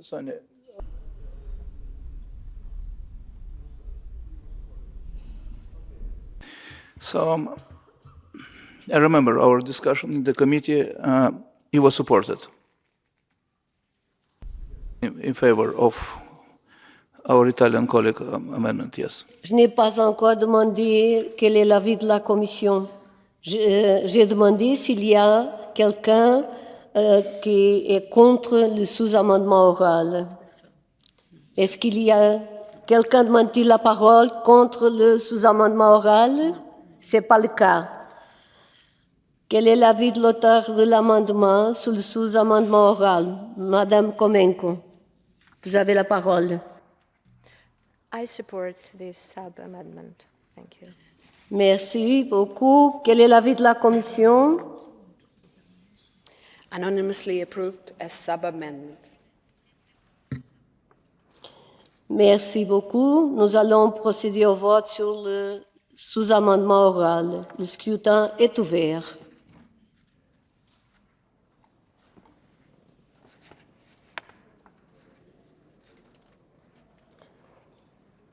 Le scrutin est clos. Je demande l'affichage du résultat. Le sous-amendement oral est adopté. Nous en revenons à l'amendement numéro 9. Quelqu'un demande-t-il la parole contre l'amendement 9, ainsi sous-amendé? Ce n'est pas le cas. Quel est l'avis de la Commission sur l'amendement ainsi sous-amendé?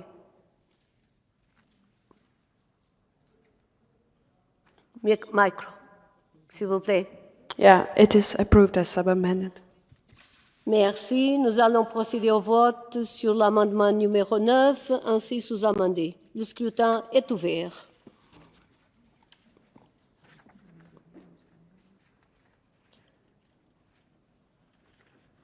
Le scrutin est clos. Je demande l'affichage du résultat.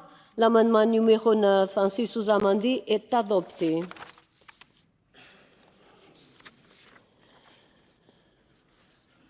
On va voter le projet de résolution. La majorité simple est requise.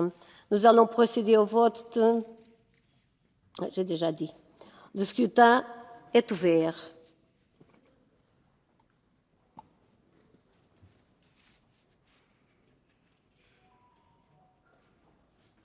Le scrutin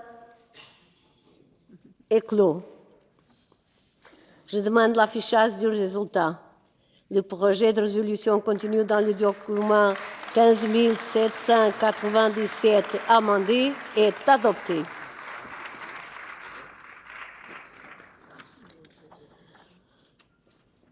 Nous en venons au second rapport intitulé « Guerre d'agression contre l'Ukraine, participation des athlètes russes et biélorusses aux Jeux olympiques et paralympiques de Paris 2024 », document 15 795. La Commission de la culture, de la science, de l'éducation et des médias a présenté un projet de résolution sur lequel 3 amendements ont été déposés.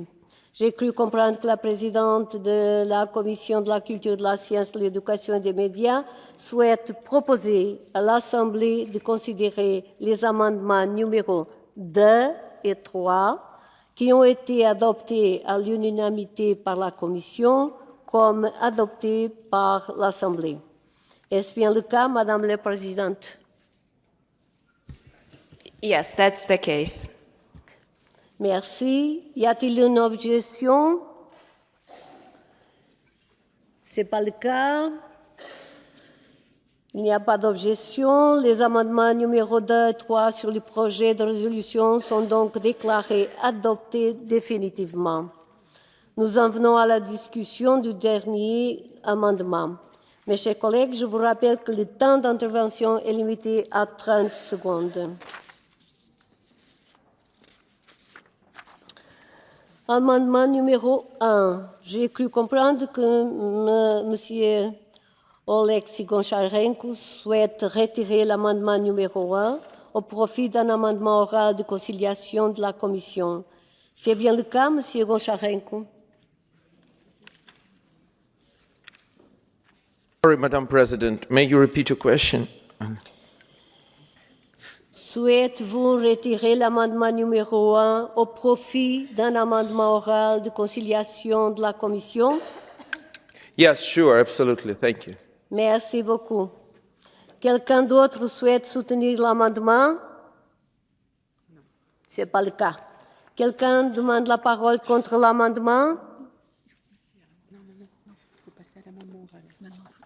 Ah, ok. On passe à l'amendement oral. La présidence a été saisie par Mme Eleland de l'amendement oral suivant. Dans le projet de résolution, à la fin du paragraphe 8, après le mot « propagande », insérez les mots suivants.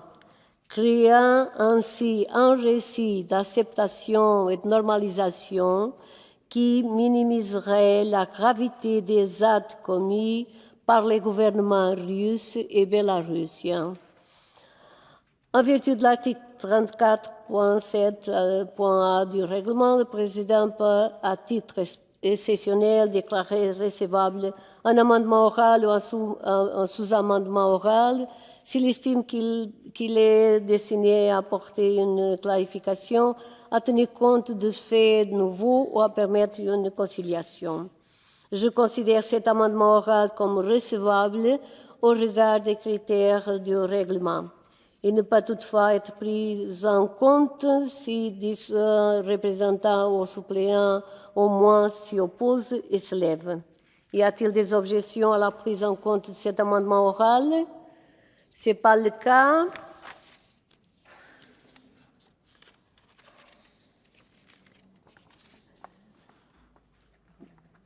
La parole est à Madame la rapporteure pour soutenir l'amendement oral. Yes, I support that oral amendment. Merci beaucoup. Quelqu'un demande la parole contre l'amendement oral? Ce n'est pas le cas. Quel est l'avis de la Commission? Unanimously in favor. Merci beaucoup. Nous allons procéder au vote sur l'amendement oral. Le scrutin est ouvert.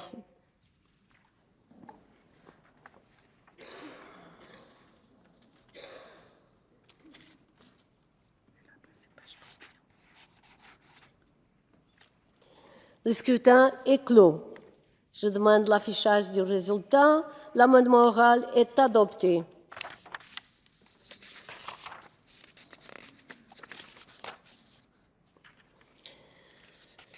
Nous allons procéder au vote sur le projet de résolution contenu dans le document 15 795 amendé. Une majorité simple est requise.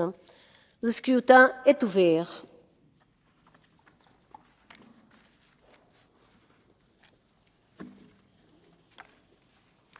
Le scrutin est clos. Je demande l'affichage du résultat. Le projet de résolution contenu dans le document 15 795 amendé est adopté.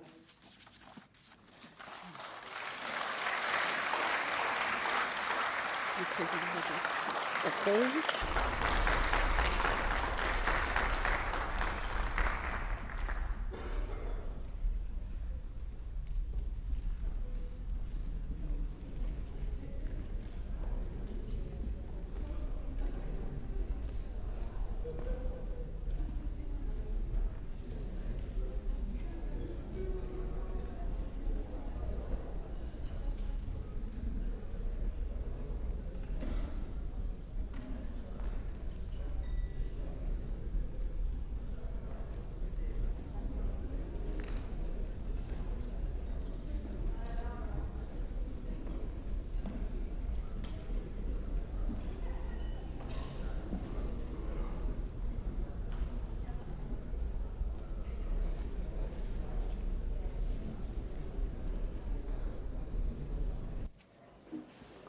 The next item on the agenda is the debate on the report titled Ensuring Free and Safe Access to the Lachin Corridor.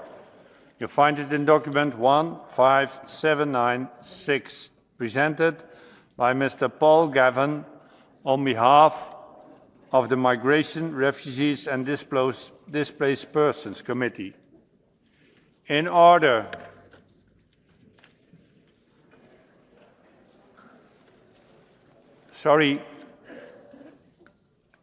could we leave the first row now to Rapporteur Gavin? Manuelis, could we have the first row for the next rapporteur?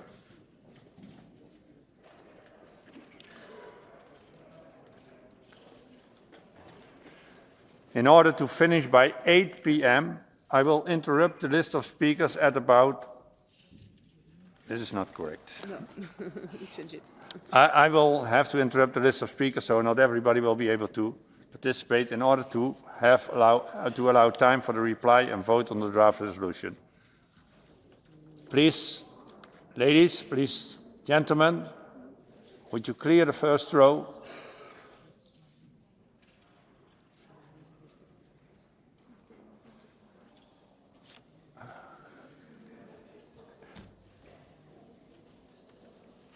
I now call Mr. Paul Gavin, Rapporteur. Thank you very much. You have 7 minutes, Paul. Sorry, but we had some traffic conjunction, is called like that. I call Rapporteur Mr. Paul Gavin. You have 7 minutes now, Paul, and 3 minutes for reply at the end of the debate. You have the floor. Thank you very much, Mr. President. Thank you, colleagues. Firstly, I want to begin by saying what this report is not about. It's not about the wider political situation between Armenia and Azerbaijan. I've been given a very specific mandate to talk about the Lachin corridor, and that is what I focused on in this report. I also need to briefly talk about terminology because a number of amendments seek to remove the term Nagorno-Karabakh.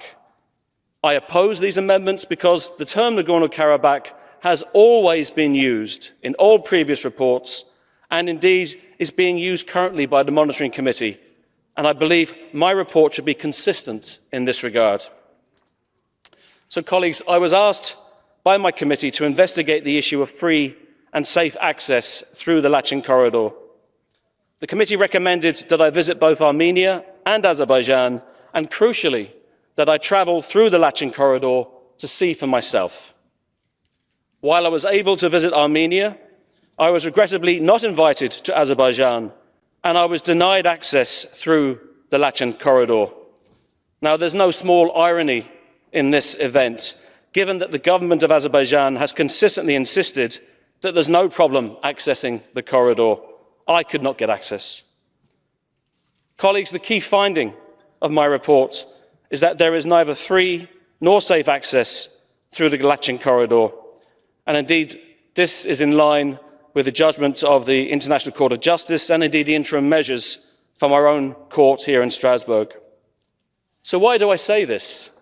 Well, because this is the clear message that I've consistently received from people living in Nagorno-Karabakh, from NGOs operating and working with people exiled from Karabakh, from senior medical staff at the hospital in Stepanakert/Kankendi, who explained that the only way that patients are being transferred to Armenia is through the corridor was via the ICRC, and that this method has been shut down now completely for over a week and was also shut down for a number of weeks in April and May. Colleagues, please think about this. How can Azerbaijan tell us there's free and safe access through the Lachin corridor when they themselves admit that hospital patients have to use the services of the ICRC to travel? How can this be described as free access? So, the lack of access has been the case since the 12th of December last, when a group of so-called eco-activists set up a blockade on the Lachin corridor, apparently making claims of illegal mining. I say so-called eco-activists because, in fact, many of these environmental protesters have been identified as members of the Azerbaijan military with government backing. Some of them are members of the Grey Wolves, an extreme fascist group, and all of this has been documented in the British Parliament by a Conservative MP, Tim Loughton, on the 24th of January of this year. Colleagues, there is a growing humanitarian crisis in Nagorno-Karabakh, and the current situation is simply not sustainable for the local population.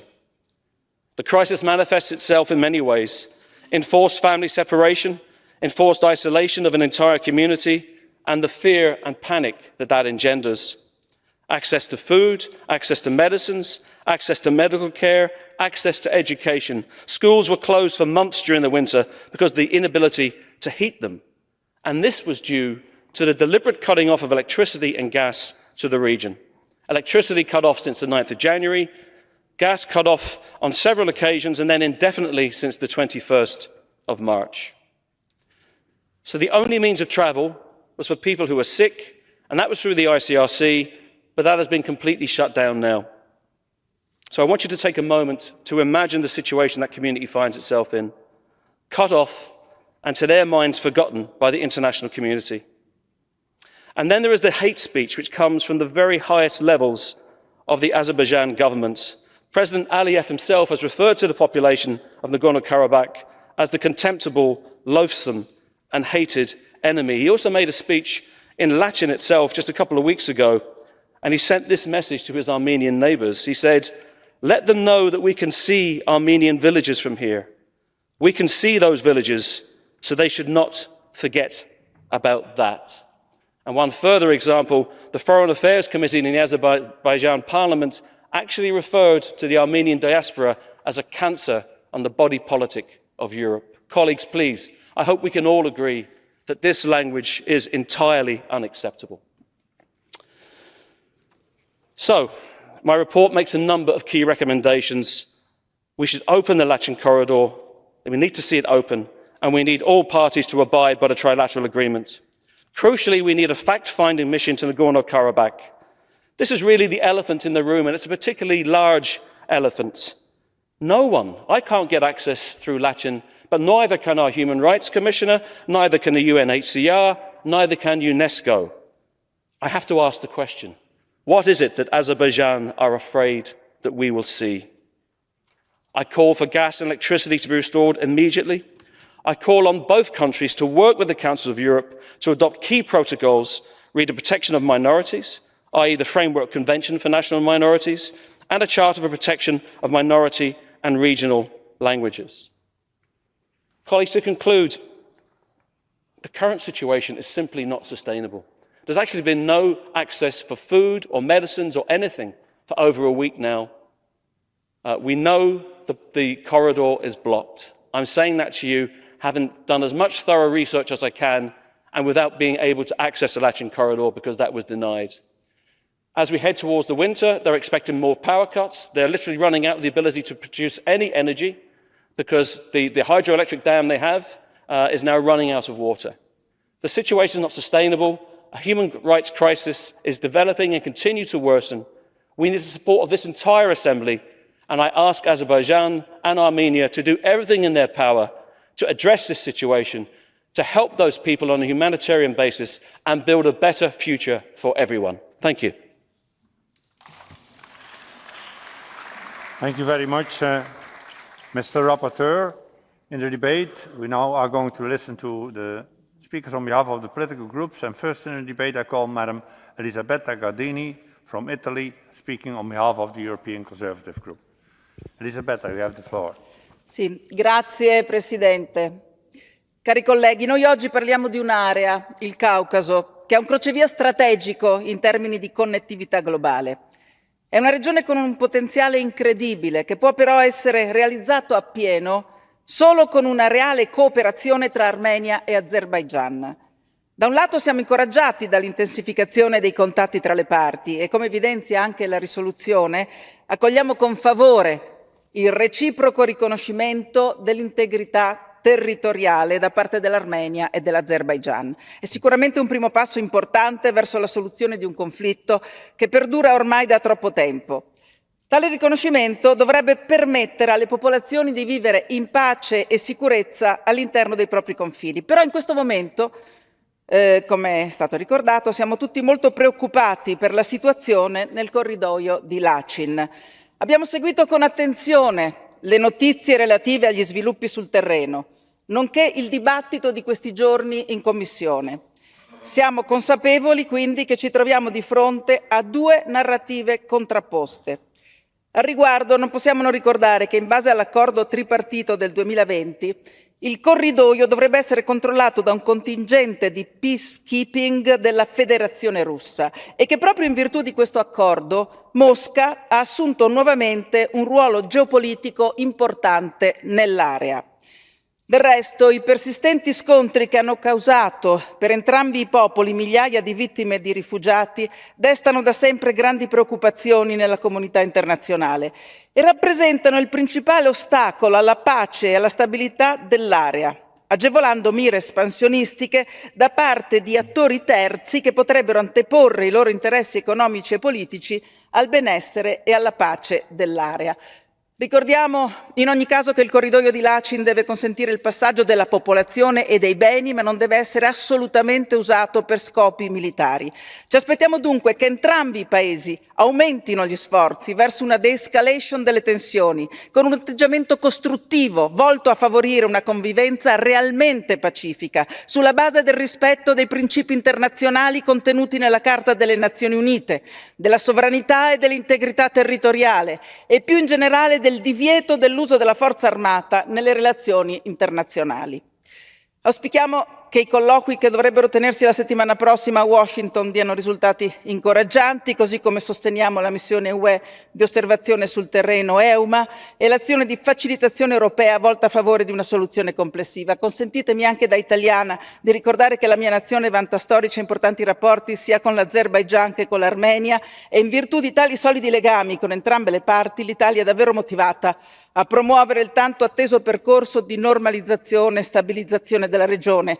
Analogamente, signor Presidente, noi ci auguriamo che questa Assemblea sostenga con tutti gli strumenti a disposizione questo processo di normalizzazione dei rapporti tra l'Armenia e l'Azerbaigian, due paesi, due popoli che ci stanno a cuore e che hanno tutto il diritto di vivere in sicurezza e in pace. Grazie.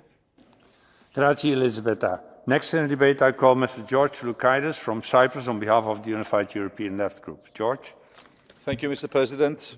Dear colleagues, I wish to thank our rapporteur, Paul Gavan, for his accurate and thus impartial report.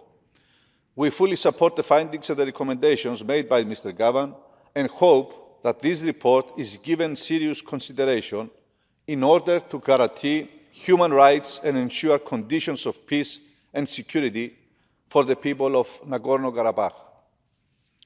The current blockade of the Lachin corridor is putting thousands of people's lives at risk, forcing them to live in conditions of acute shortages in food, medicine, and fuel, and impairing their access to healthcare and education. These circumstances, dear colleagues, are creating the danger for ethnic cleansing, as the Armenians of Nagorno-Karabakh are driven to abandon the area and their homes. Mr. Gavan's recent visit to Armenia was valuable in assessing the situation on the ground, and it is regrettable that he was not invited to likewise visit Azerbaijan. The country's leadership should acknowledge the humanitarian consequences and the serious human rights violations resulting from the current situation and allow PACE and other international bodies, such as the Red Cross, UNHCR and UNESCO, to visit the Lachin corridor and Nagorno-Karabakh the soonest. In addition, it is vital to fully respect the terms of the trilateral statement signed in 2020 and comply with relevant decisions of the European Court of Human Rights and the International Court of Justice, calling for the restoration of freedom of movement in the Lachin corridor and removing all barriers to the provision of essential commodities. The situation currently developing is a reflection of the complex and long-lasting conflict between Azerbaijan and Armenia over Nagorno-Karabakh, which requires a permanent and peaceful political solution. At present, both nations need to engage in constructive dialogue through the ongoing negotiations under the auspices of the European Union and the United States of America. Dear colleagues, confidence-building measures and further concrete initiatives should be welcomed, including assistance and support offered by the Council of Europe to foster cooperation on issues of mutual concern. Of course, the first step is the immediate restoration of free and safe access through the Lachin corridor, the de-escalation of tensions, and the elimination of any imminent risk of facing another catastrophic humanitarian crisis. Thank you. Thank you, George. Next in the debate, I call Mr. Stefan Schernak from Austria on behalf of the group of the Socialists, Democrats and Greens. Stefan? Danke sehr, Herr Präsident. Es ist ja immer sehr bedauerlich, wenn im Schatten großer Konflikte wie der Krieg in der Ukraine kleine Probleme im Windschatten sich entwickeln. Gerade die ganze Region Bergkarabach ist doch eine Situation, die seit Jahrzehnten brodelt. Nicht nur Bergkarabach, sondern auch die anderen 7 illegal seinerzeit besetzten Gebiete, die jetzt wieder zurück sind in Aserbaidschan. Umso mehr sollte eigentlich Aserbaidschan hier großzügig sein, denn immerhin hat dieses Abkommen, dieses Friedensabkommen, das 3 Präsidenten unterzeichnet haben, die Präsidenten von Aserbaidschan, Armenien und Russland, am 10.11.2020 dazu gebracht, dass Kriegsgefangene und Tote ausgetauscht werden, dass es eine Bodentruppe, russische Friedenstruppe für 5 Jahre gibt und dass es eben 2 sogenannte Zugänge gibt. Und eine ist zu Nagorno-Karabach und die andere Verbindung zur Enklave Nachitschewan, die ja auch abgetrennt ist. Das wäre alles gut so und es hat auch eine Zeit funktioniert. Es sind Konvois durch die Enklave gefahren, die von russischen Friedenstruppen begleitet wurden und dann kam es, wie es kommen musste. Das war Mitte Dezember 2022, dass verkleidete Ökoaktivisten hier die Straße sperrten. Umgekehrt haben dann die russischen Friedenstruppen, damit dieser Konflikt nicht wieder ausartet, ihrerseits gesperrt. Und seither haben wir ein humanitäres Desaster, nämlich Nahrungsmittel, Medikamente, Energie, Dienstleistungen, Familienzusammenführung, all das ist unterbrochen. Und die humanitäre Hilfe, die das Rote Kreuz und die russischen Friedenstruppen leisten, reicht bei Weitem nicht aus. Das ist ein Gebiet, wo 130.000 Menschen leben und circa 30.000 Kinder. Und jetzt muss ich an die aserische Delegation appellieren. Niemand stellt in Zweifel, dass Nagorno-Karabach Teil des Staatsgebietes Aserbaidschan ist. Aber sie haben auch eine Verantwortung für das Leben dort. Und der Internationale Gerichtshof der Vereinten Nationen hat in diesem Jahr gesagt, es muss wiederum die Enklave befahrbar sein. Ich appelliere auch hier, die Stromausfälle, die Gasstoppungen, all das muss aufhören. Die defekte Hochspannungsleitung bei denen muss endlich die Reparatur erlaubt sein. In diesem Sinne appelliere ich an die aserische Delegation, hier im Sinne humanitärer Einstellung großzügig zu sein. Danke. Dankeschön, Stefan. Next in the debate, I call Mr. Birger Torrarinsson from Iceland, and Birger speaks on behalf of the European People's Party. Birger. Mr. President, I would like to thank the rapporteur, Mr. Gavin, for his excellent work under difficult circumstances. He has shown great will in monitoring the grave situation, despite the obstructions he had met in his work. The rapporteur has emphasized neutrality in all his work, and I find that to be of great value. The ongoing blockade by Azerbaijan of the Lachin corridor, the lifeline to the people of Nagorno-Karabakh, has put the entire population in a state of total isolation for the last 6 months. Critical infrastructure of Nagorno-Karabakh has also been deliberately disrupted: national gas, electricity, and mobile communication. For the last 10 days, no food, no medicine or other goods allowed from the outside world, and citizens in need of urgent medical assistance are not allowed to pass through. Mr. President, this is totally unacceptable.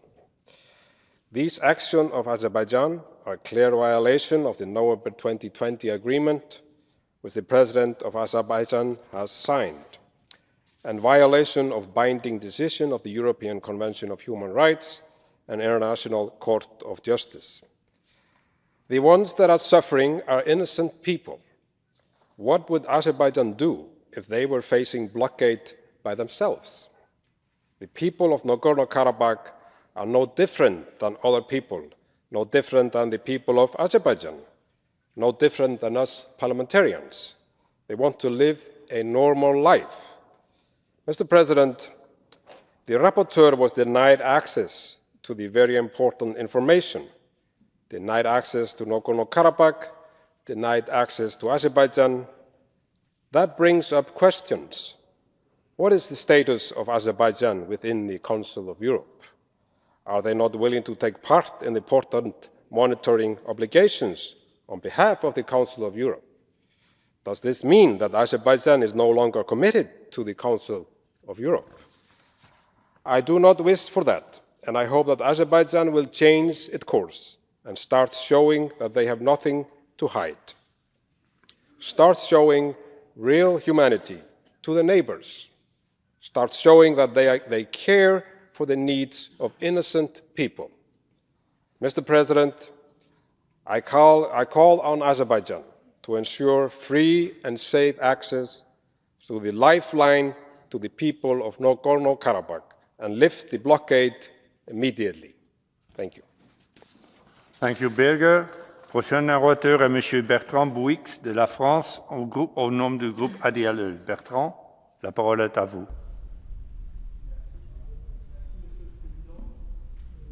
Merci, Monsieur le Président. Chers collègues, ce débat est très important, nous ne le dirons jamais assez. Le corridor de Lachine est une ligne de vie pour la population du Haut-Karabakh. Cette voie reliant le territoire à l'Arménie permet l'accès et les approvisionnements du Haut-Karabakh. Conformément à la déclaration trilatérale du 9 novembre 2020, la République d'Azerbaïdjan s'est engagée à garantir la sécurité des déplacements des personnes, des véhicules et des marchandises le long du corridor de Lachine dans les deux directions. La Cour internationale de justice a rappelé l'Azerbaïdjan à ses obligations en termes clairs dans sa décision du 22 février dernier.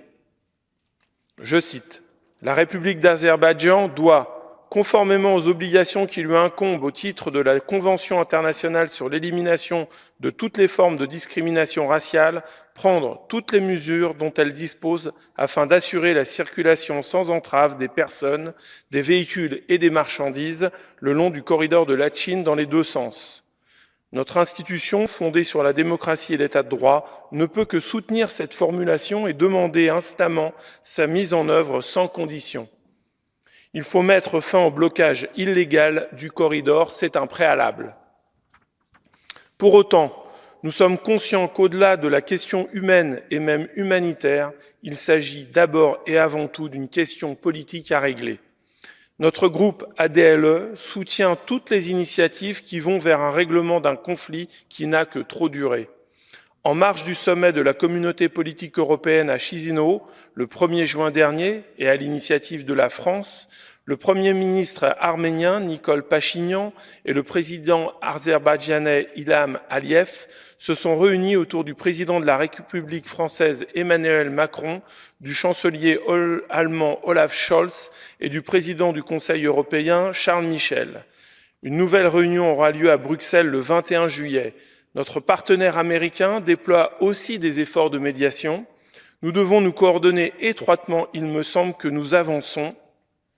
Le Premier ministre Nikol Pachinian a eu effectivement récemment une expression d'apaisement. Nous espérons que cette main tendue sera saisie à bas coût. Le groupe ADLE met également en garde contre le jeu trouble de la Russie dans la zone. La Russie qui s'est posée comme médiateur traditionnel entre l'Arménie et l'Azerbaïdjan, mais dont on connaît désormais la méthode qui consiste à maintenir les conflits ouverts pour saisir le moment venu des opportunités de gain territorial. C'est la raison pour laquelle il faut faire de ce conflit une urgence. La liberté doit être garantie à tous, population azerbaïdjanaise, mais également arménienne, quel que soit son lieu de résidence. J'appelle donc les pays de notre continent à un engagement fort pour régler ce conflit. Je vous remercie. Merci à vous, Bertrand.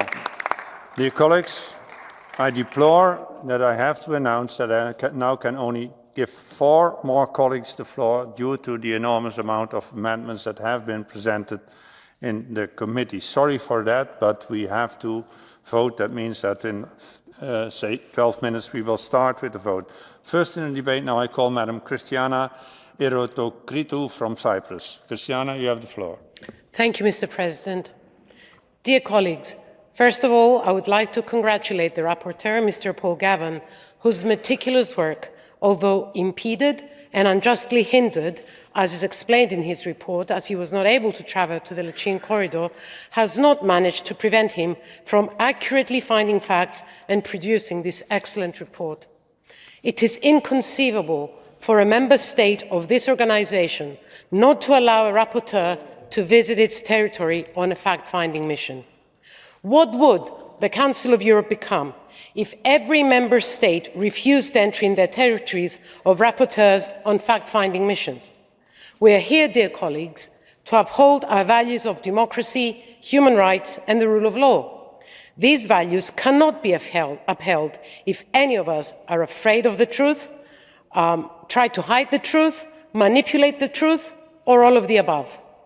I am deeply alarmed by the contents of this report, particularly by reading in paragraph 71 that children in Nagorno-Karabakh are in essence denied access to healthcare.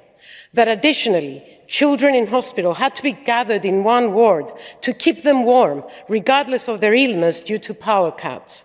I was alarmed to read that adequate nutrition for children is a pressing problem. I was alarmed, dear colleagues, to read in paragraph 53 that access to food, hygiene, healthcare, medicine and education have affected Armenians living in Nagorno-Karabakh, and that on top of what in essence constitutes an economic blockade, they are receiving threats from people masqueraded as eco-activists. The aim of this is clearly to force all Armenians living in Nagorno-Karabakh to abandon and flee their ancestral homes in order to achieve ethnic cleansing. As it is rightly pointed out in the report, the Council of Europe and its member states must use all possible leverage to ensure that the commitments undertaken by Azerbaijan when it joined the organization are fulfilled. The standards of democracy, human rights and the rule of law must be respected in order to alleviate the suffering of Armenians living in Nagorno-Karabakh. The Council of Europe has the tools to ensure that all member states don't just pay lip service to our values of democracy, human rights and the rule of law, but actually practice them. Thank you. Thank you, Christiana. Next speaker will be Mr. Ruben Rubinian from Armenia. Ruben.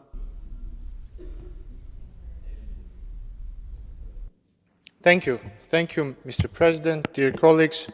It's ironic that the rapporteur on ensuring free and safe access through the Lachin corridor wasn't ensured free and safe access through the Lachin corridor, isn't it?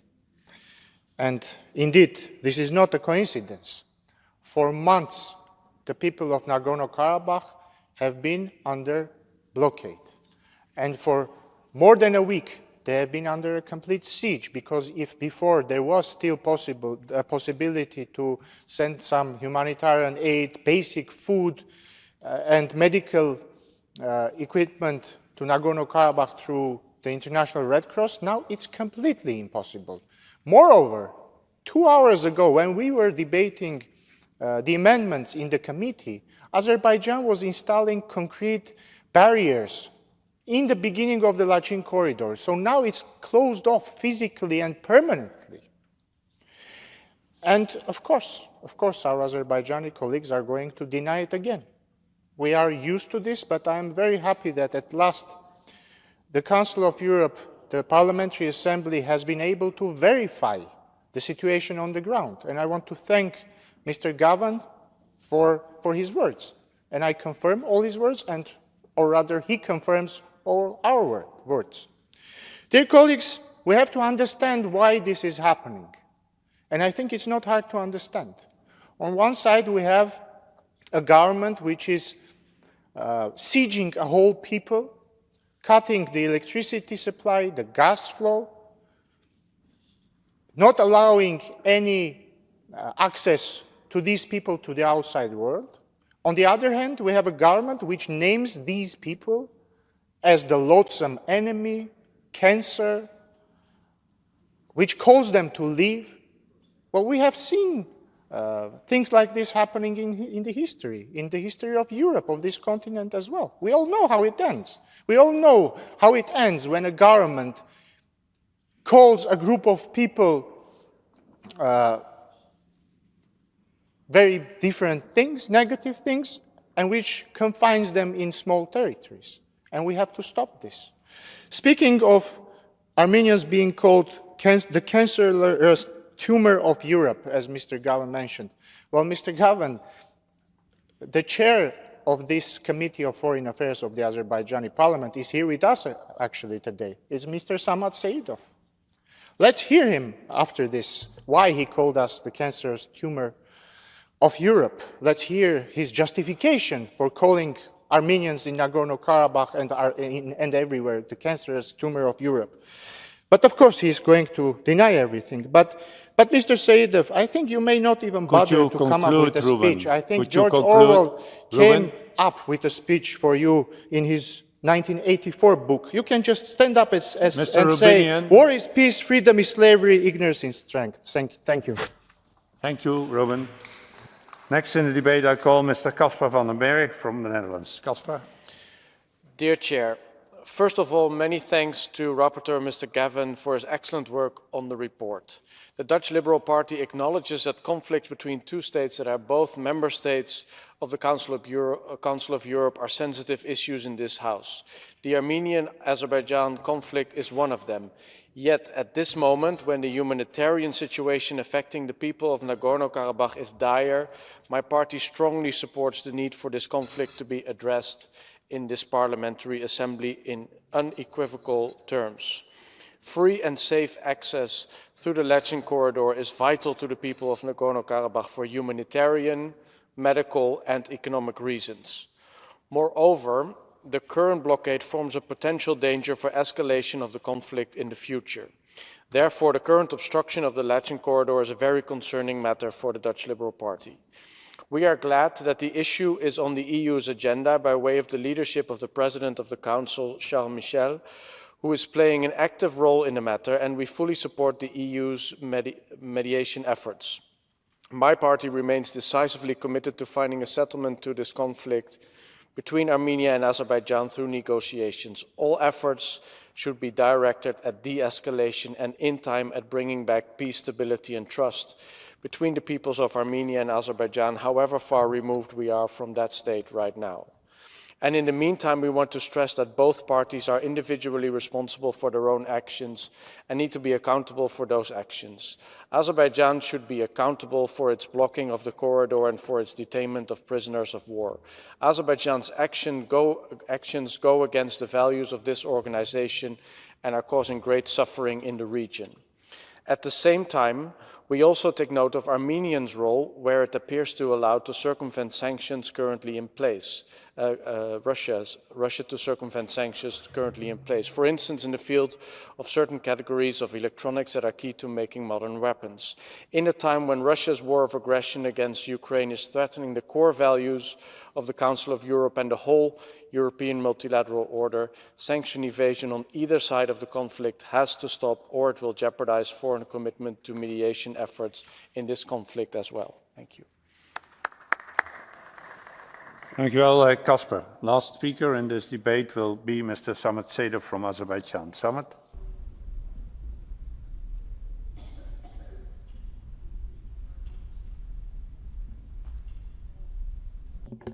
Thank you very much, Mr. President. How united those who try to disrupt the peace. First time in the history of the region, two nations are so close to each other. Two nations are looking for peace. And they have done actually a lot in order to reach this peace.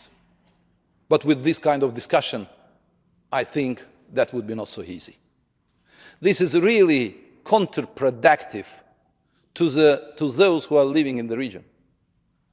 Mr. Havan said at the very beginning that his report not about politics, his report about the humanitarian questions. But he started from the political point. He said that Nagorno-Karabakh is included as a terminology in his report, which is exactly political point, because there is not Nagorno-Karabakh, there is a Karabakh region of Azerbaijan, independent Azerbaijan, which accepted to the Council of Europe as an independent state, and this is put under suspicion the integrity of the country. You are fighting against that.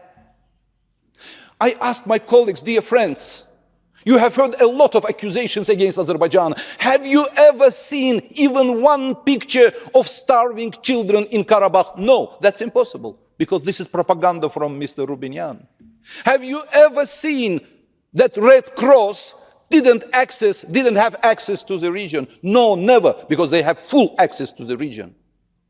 Have you ever seen that those who are living in Nagorno-Karabakh or those who are living in Azerbaijan, they're against of negotiations? No, the parliament of Azerbaijan has accepted the special representative in order to communicate with Armenians. This is our citizens.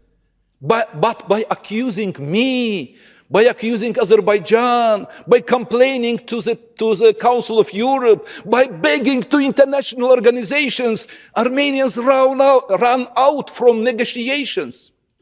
You know why? The answer is obvious. They wanted to speak about the peace, but they don't want to achieve the peace. They want just only to demonstrate their intentions because of these problems, of this pain. They are sitting at the parliament. They are so acceptable. They are so heard. They are able to present their positions. And that's why, Mr. Havan, you are not sincere. You have been in Azerbaijan in 21.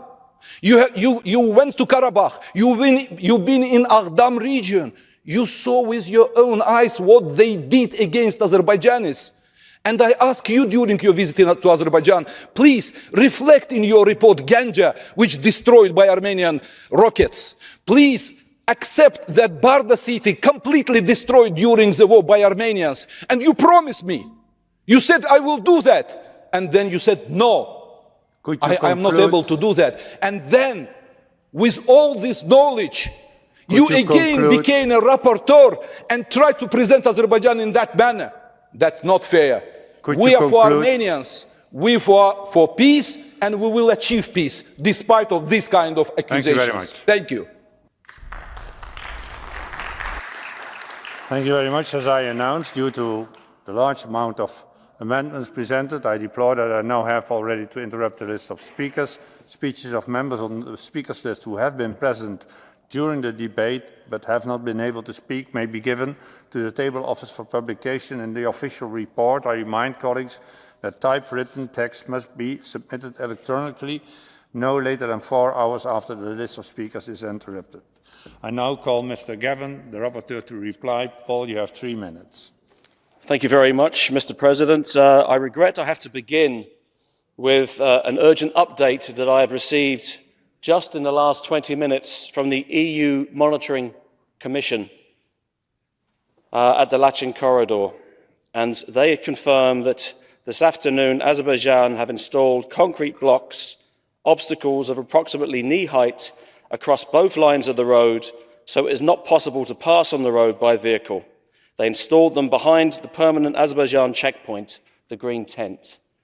On a day when we're debating this issue, to hear that news is frankly incredibly depressing.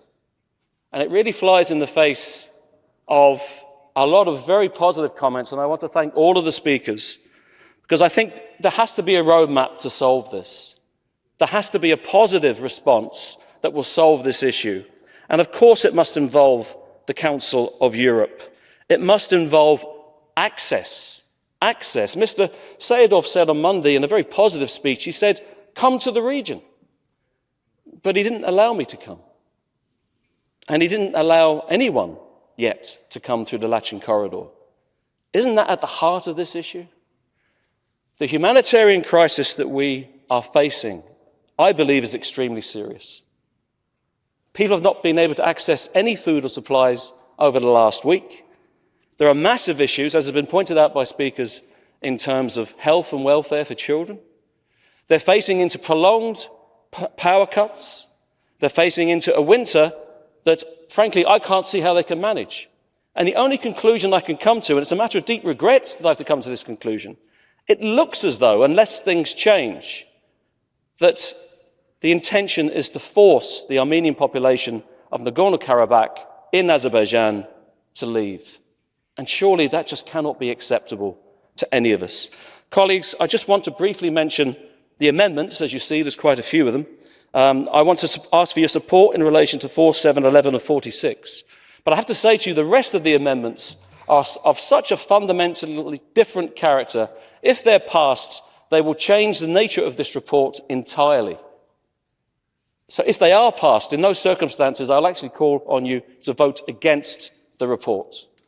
I still have to hope that together, acting in unity, we can give a strong message of solidarity in terms of the humanitarian crisis that is facing and growing daily and weekly in the Nagorno-Karabakh region because, and I reiterate this, the Lachin corridor is closed. And I once again call on our colleagues from Azerbaijan to reopen the corridor, to reconnect the gas and electricity, to get engaged in constructive dialogue, and I call on Armenia to do the same so that we can all move forward together.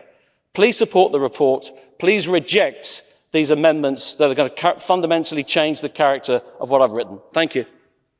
Thank you, Mr. Rapporteur. Does Mr. Goncharenko, on behalf of the Committee on Migration, want to speak? Alexei, you have 3 minutes. Thank you. Thank you very much, Mr. President. On behalf of Committee on Migration, Refugees and Displaced People, first of all, I would like to thank Mr. Gavin, Rapporteur, for a very important and courageous report. Also, I would like to thank Secretariat of the Committee for all work done. And also, I would like to thank all members of our committee. Today we had a long and big debates, and I think they were fruitful, so I want to thank everybody for this. The most important thing which I want to mention is that there are important negotiations between Armenia and Azerbaijan going on, and the fact that both countries recognized each other's territorial integrity is already a huge progress, and that's the most important. And we all want to see peace in this region, and that is so important for all of us. And the draft and resolution and recommendation that you are asked to adopt today, they can provide a real roadmap for our organization precisely to support the building of trust between Armenia and Azerbaijan with a view to ensuring a lasting peace. So I want to ask on behalf of Migration Committee to everybody to support the report. Also, what I want to tell you that our aim is really to have a peace, and we hope that it will happen. And we know that there is one country which wants the war. This is aggressor, former member of our organization, Russian Federation, and our aim is to ensure that we will have strong peace in all countries of Council of Europe and in general in our region. Thank you very much, and again, thanks to Rapporteur.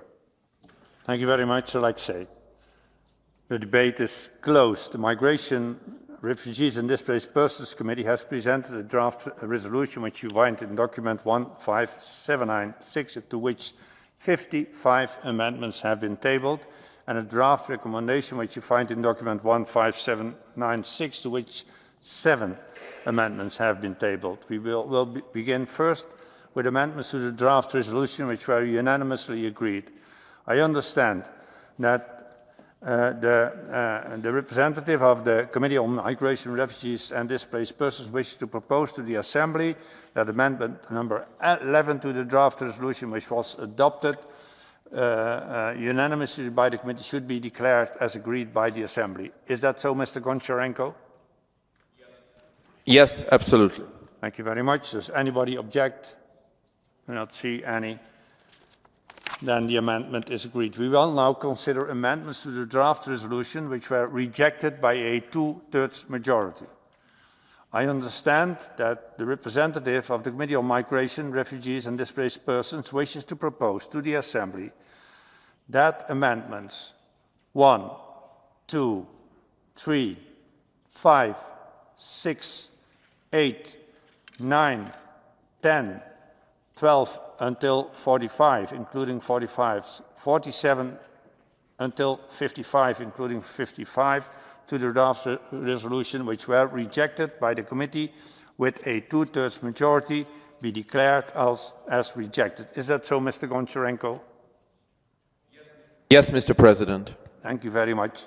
Is there any objection against this proposal? Mr. Sadov.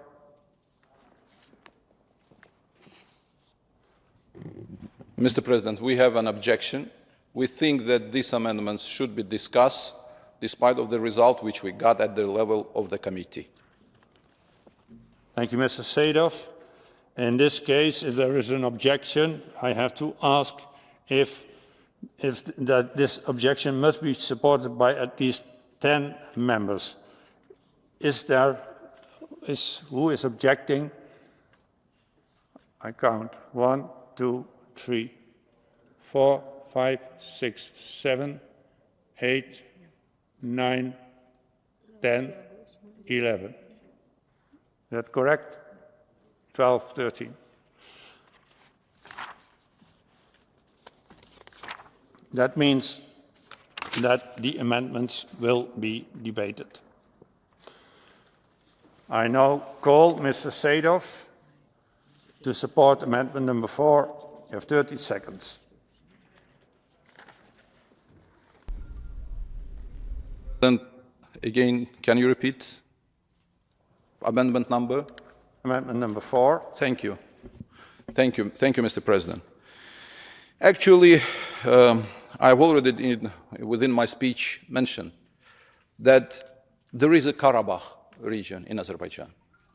And former Russia or Soviet presentation of this region is absolutely wrong. There was a Democratic Republic of Germany, and then after unification, we have united Germany. And that's why we are calling Germany.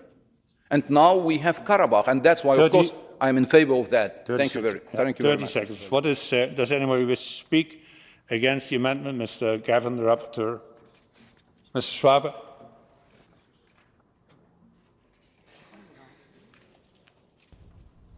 Thank you very much, Mr. President. This parliamentary assembly is not to make political games. It's very clear that there are other majorities and you just play games here with the support of the chair of the EC group. We have to know it. So I ask you to reject this amendment because it's just to prolong the debate here and to criticize it and do so with others as well and to follow the rapporteur, Mr. Gavin. Thank you very much.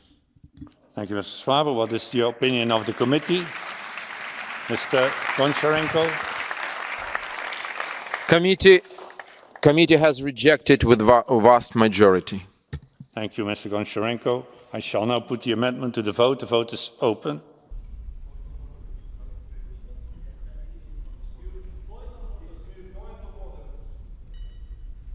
No point of order during voting. The committee was in favor of this amendment. Sorry. Yes, that's my mistake. Point of order, Mr. Sedov is absolutely right. Sorry. Just have the floor, please, President, just to say, I don't accept the argument that Mr. Sadov has made. Sorry, however, we are not going to in this specific sentence, we're in favour. Number 4. Yeah, my apologies. That's my mistake. Committee supported this amendment with vast majority. Thank you very much. Thank you very much, Mr. Goncharenko. These things can happen. I now will put the amendment to the vote. The vote is open.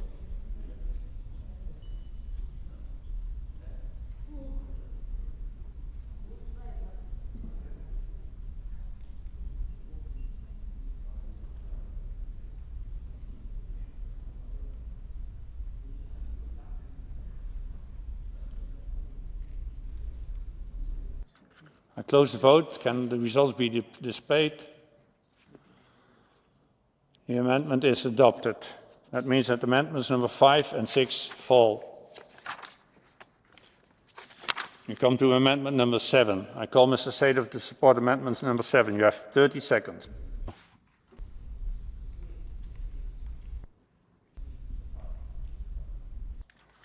Please support the amendment. You have 30 seconds. Thank you very much, Mr. President. Even though the terms of the conflict and dispute are interchangeably used, however, they have different meaning in the legal context.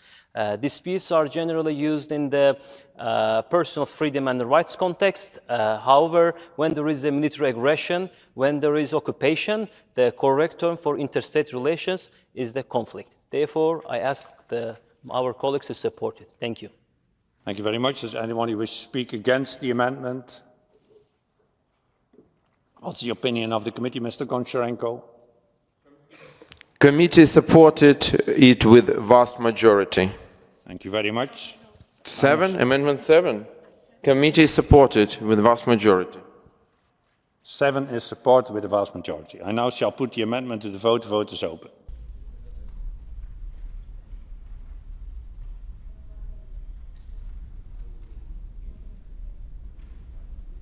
The vote is closed. I call for the results to be displayed. The amendment is adopted. We come to amendment number 8. I call Mr. Sadov to support amendment number 8. You have 30 seconds. Please. Okay. Thank you very much, Mr. President. According to the resolutions of the United Nations Security Council, European Parliament, and also this Assembly, Armenia kept 20% of the internationally recognized territory of Azerbaijan under occupation for almost 30 years. So therefore, in order to give some historical context to the report, we would like to add the following paragraph to the paragraph 1. Thank you. Thank you very much. Does anybody wish to speak against the amendment? What is the opinion of the committee?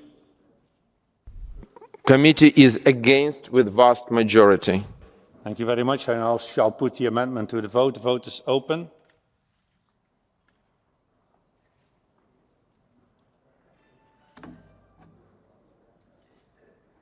The vote is closed. I call for the results to be displayed. The amendment is rejected. We come to amendment number 9. I call Mr. Madam, you have the floor. Yes. Amendment number 9. Well, we would like, in the second sentence, after the words, it notes that, add the following words. Following the 28 years of fruitless internationally mediated talks, because clearly international organizations failed their job when it came to the occupation of Azerbaijani lands. And with this type of extremely biased reports, the distrust into the intentions of this organization will even deepen. Thank you very much. Does anyone wish to speak against the amendment? What is the opinion of the committee? Mr. Goncharenko?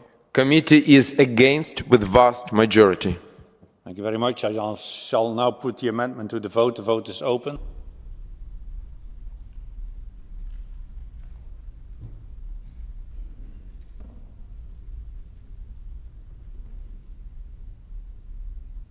Vote is closed. I call for the results to be displayed. The amendment is rejected. We now come to amendment number 10.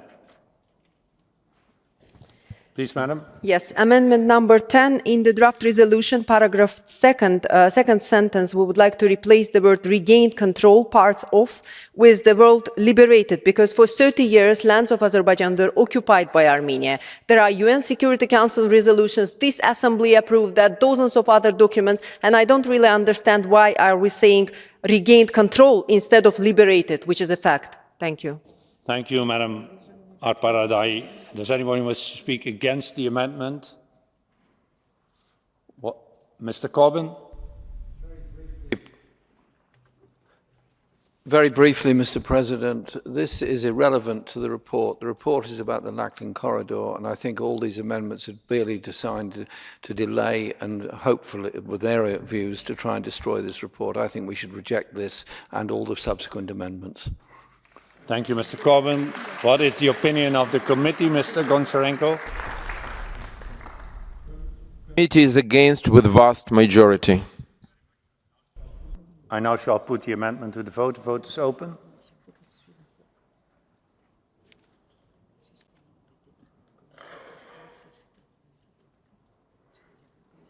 The vote is closed. Can we see the results be displayed? The amendment is rejected. We come to amendment. This is unanimously approved, yeah? So we go for it. Yes. We come to amendment number 12. Who is going to support it?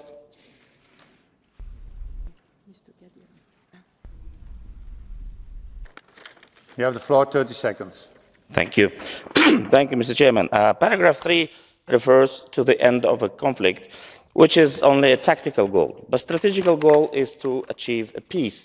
For that reason, we suggest to replace the words "the end of" with the following phrase: the establishment of a lasting peace between the two neighboring countries and leaving behind and only then a conflict. Thank you very much. Thank you. Does anybody wish to speak against the amendment? Mr. Shenach? Peace is more than only ceasefire, and I think to have peace between Armenia and Azerbaijan, more has to be done as it's at the moment, and I think there is too much hate between the two states that we can speak about peace. Thank you, Mr. Shenach. Mr. Goncharenko, what's the opinion of the committee? Committee is against with vast majority. Thank you very much. I now shall put the amendment to the vote. The vote is open.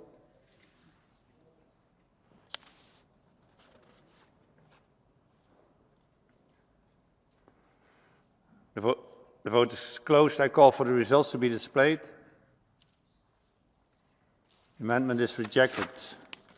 Come to amendment number 13. Who is going to support amendment number 13? Sir, you have the floor. Is it on? Yes. Thank you, Mr. Chairman. Paragraph 4, we suggest to include the following phrase: acting in accordance with the relevant norms and principles of international law. This is actually the restatement of the inherent right of Azerbaijan under Article 51 of the United Nations Charter. Thank you very much. Thank you, Mr. Gaderi. Does anyone wish to speak against the amendment?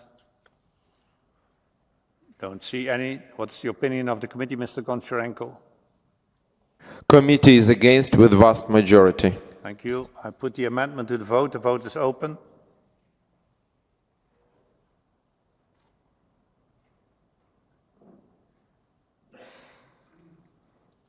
The vote is closed. Can we see the results?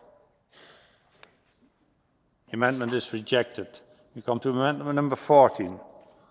Who's going to support it? Mr. Gaderi. Thank you. Thank you, Mr. Chairman.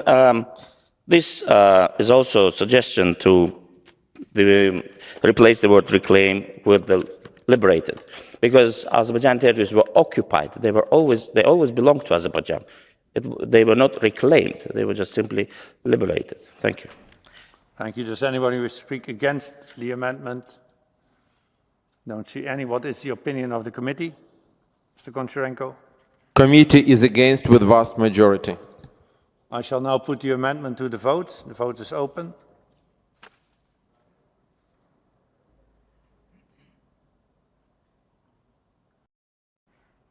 The vote is closed. I call for the results to be displayed.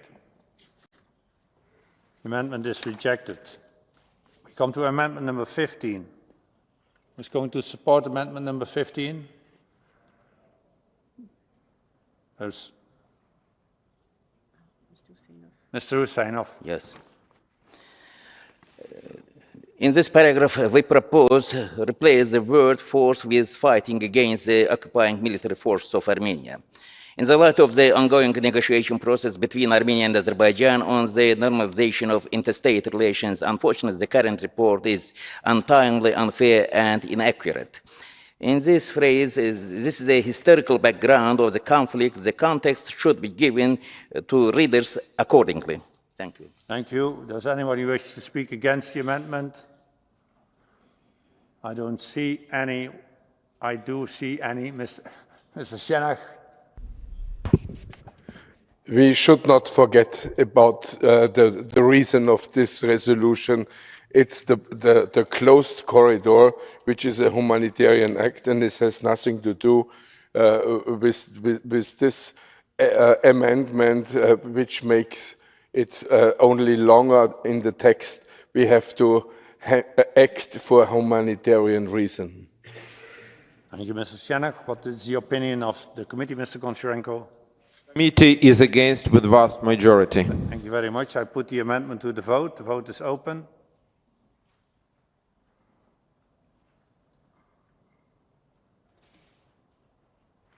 The vote is closed. I call for the results to be displayed. The amendment is rejected. We come to amendment number 16. If adopted, amendment 70 will fall. Who is going to support amendment? Mr. Husseinov? In this paragraph, we propose to replace the phrase with the new wording. The current text arbitrarily overlooks the consistent efforts that Azerbaijan has been making since November 2020 with respect to addressing the rights and security of ethnic Armenian residents of the conflict-affected territories. Azerbaijan has consistently expressed its determination to reintegrate these residents as equal citizens. Thank you very much, Mr. Husseinov. Does anybody wish to speak against the amendment, Mr. Shenach? This sounds like a fairy tale. I don't see where are the efforts of reintegration of Armenian residents, and I think it sounds a little bit dangerous as it is written here. Don't force them to be, they give back their citizenship, as we know, which is discussed in your country.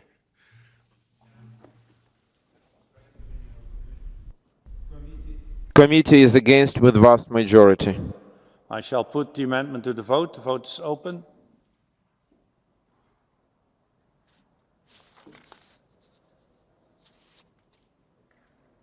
The vote is closed. I call for the results to be displayed.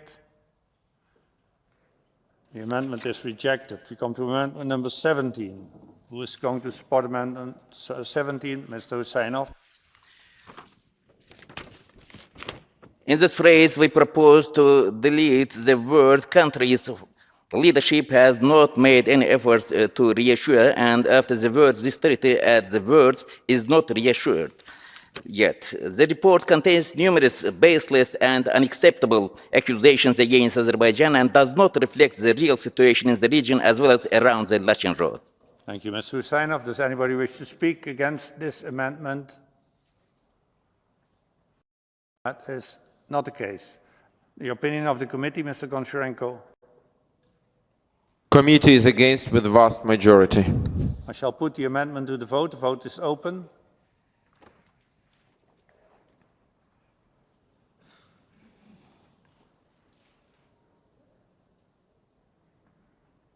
Vote is closed.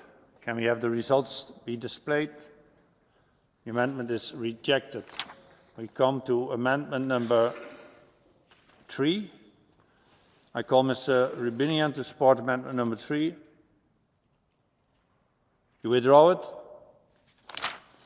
Does anybody else want to move it? Not the case. We come to amendment number 18. Who's going to support amendment number 18? Madam Arparadai. In the resolution paragraph 4, second sentence, we propose to add the following words after trilateral statement, including the continued illegal military presence of Armenia on the sovereign territory of Azerbaijan, the transfer of weapons and ammunition, most probably landmines there, to the illicit extraction of Azerbaijan's natural resources and the misuse of the Lachin corridor for those purposes in breach of the trilateral statement. This will make the paragraph more comprehensive because this is all the facts. Thank you, Madam Paradai. Does anybody wish to speak against? Mr. Shenach? That is the wording to try to describe why the corridor is now broken. Madam, you know, as we know both, that there is no transport of weapons and ammunition in this area, and we should not continue with some fake news. Thank you, Mr. Shenach. What is the opinion of the committee, Mr. Goncharenko? Committee is against with vast majority. I put the amendment to the vote. The vote is open.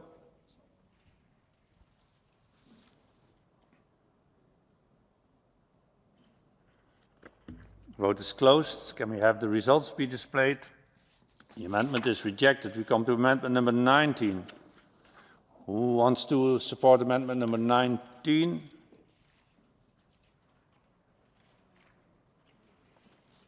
Nobody. If nobody moves amendment number 19, then it falls. Then we come to amendment number 20. Who wants to support amendment number 20? Madam, you have the floor. No.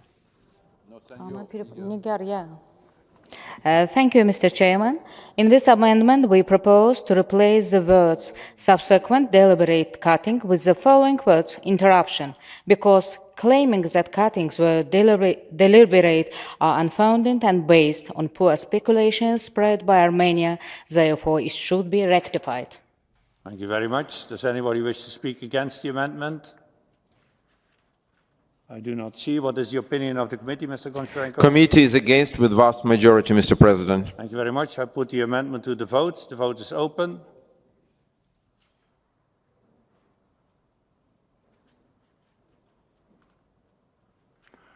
I close the vote. Can we see the results? The amendment is rejected. Come to amendment number 21. Madam? In this amendment, we proposed in the draft resolution at the end of the paragraph 4 add the following words, as a result of infrastructure failure, because here we want to clarify that reasons for possible cuttings were related to infrastructure failures and not deliberate cuttings as it claims currently. Thank you, Madam. Does anyone wish to speak against the amendment? Mr. Shenach?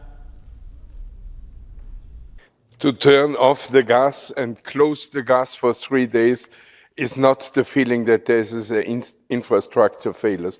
In the electricity is right, but Azerbaijan forbid to renew the infrastructure for electricity, but in gas it's not true. Thank you, Mr. Shenach. Mr. Goncharenko, the opinion of the committee? Committee is against with vast majority. I put the amendment to the vote. The vote is open.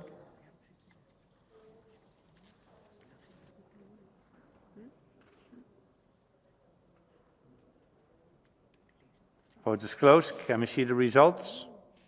The amendment is rejected. We come to amendment number 22. Who's going to support, Madam?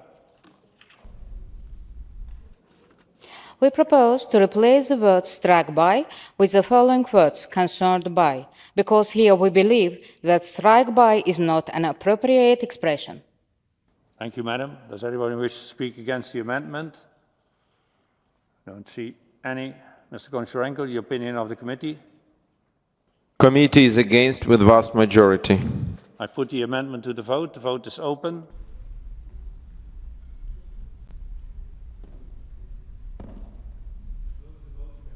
I close the votes. Can we see the results? Amendment is rejected. We come to amendment number 23. Mr. Sadov. Thank you, Mr. President. Our leadership and government is really very serious with all questions which we faced.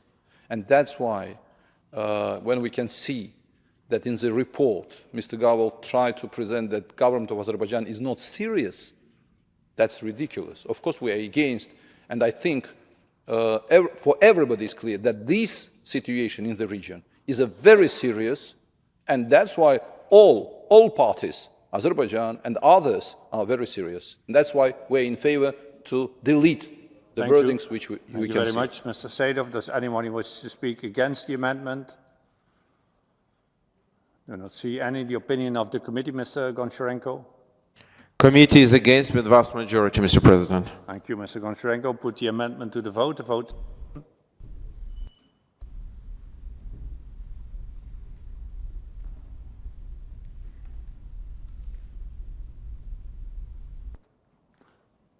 I close the vote. Can we see the results? The amendment is rejected. We come to amendment number 24. Who is going to support amendment 24? Mr. Sadov. Mr. Chairman, we wanted to add the following words: related to the misuse of the Lachin road contrary to the trilateral agreement. This is obvious that the major problem that this corridor, unfortunately, misused by Armenians, and that's exact facts that ammunition, mines, rotation of the military personnel have been happened there. And that's why, of course, we are in favor of this amendment. Thank you very much. Does anybody wish to speak against it? Mr. Shana. Some minutes before you spoke about peace, and now you write this. You know that there is no misuse. If you transport food, medicine, and other necessaries to people who could not move out of this area, this is not a misuse in any way. And but it's a question of really peace if you allow that. Thank you, Mr. Shenak. Mr. Goncharenko, what is the opinion of the committee? Committee is against with vast majority. I put the amendment to the vote. The vote is open.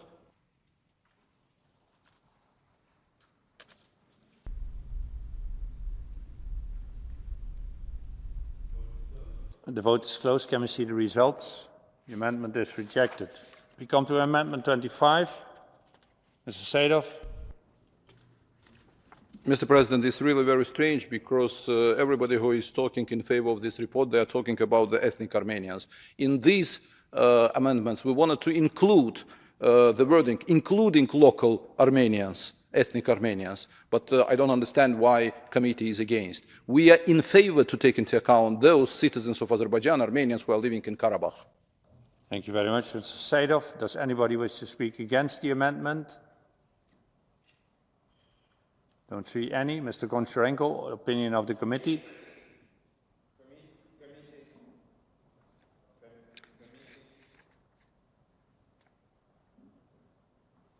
Committee is against with vast majority. Thank you so much. I put the amendment to the vote. The vote is open.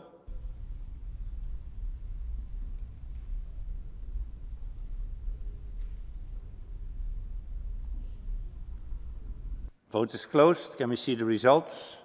The amendment is rejected. We come to amendment number 26.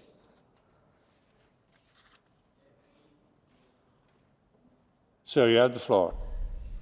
Thank you, President. I would like to remind our colleagues that Azerbaijan has ensured free and safe movement of Armenian residents in both directions at Lachin border checkpoint.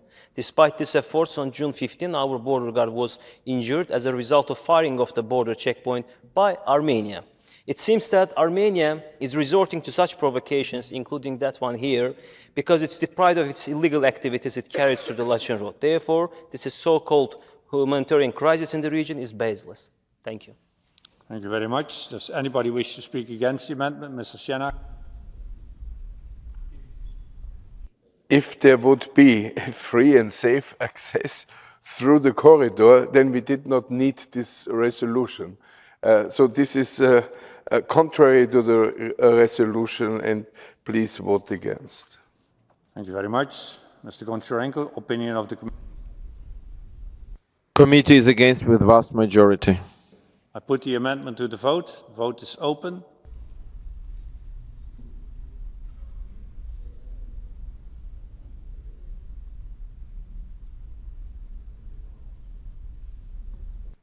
I close the vote. Can we see the results? Amendment is rejected. We come to amendment number 27. Sir, you have the floor. Thank you very much. Armenia, which constantly targeted the civilian population during 30-year-long occupation, carried out ethnic cleansing against nearly 1 million Azerbaijanis, committed massacres against them, and prevented them from returning to their land in a dignified and safe manner with its military provocation, and now accusing of Azerbaijan carrying out so-called ethnic cleansing is a clear example of hypocrisy. Therefore, I call you to support our amendment. Thank you. Thank you very much. Does anybody wish to speak against the amendment? Don't see any. Sorry, Mr. Rubinian.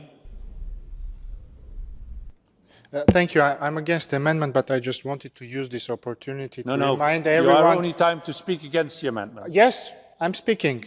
To remind everyone that it's very important that everyone stays, because the tactics of the Azerbaijani delegation is to prolong the process so that people leave and the recommendation is not passed. Thank you. Sorry, that was not an explanation of your vote against, so please stick to the order.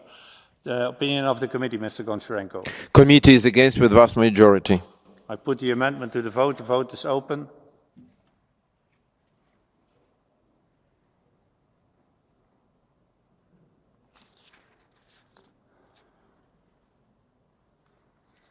I close the vote. Can we see the results?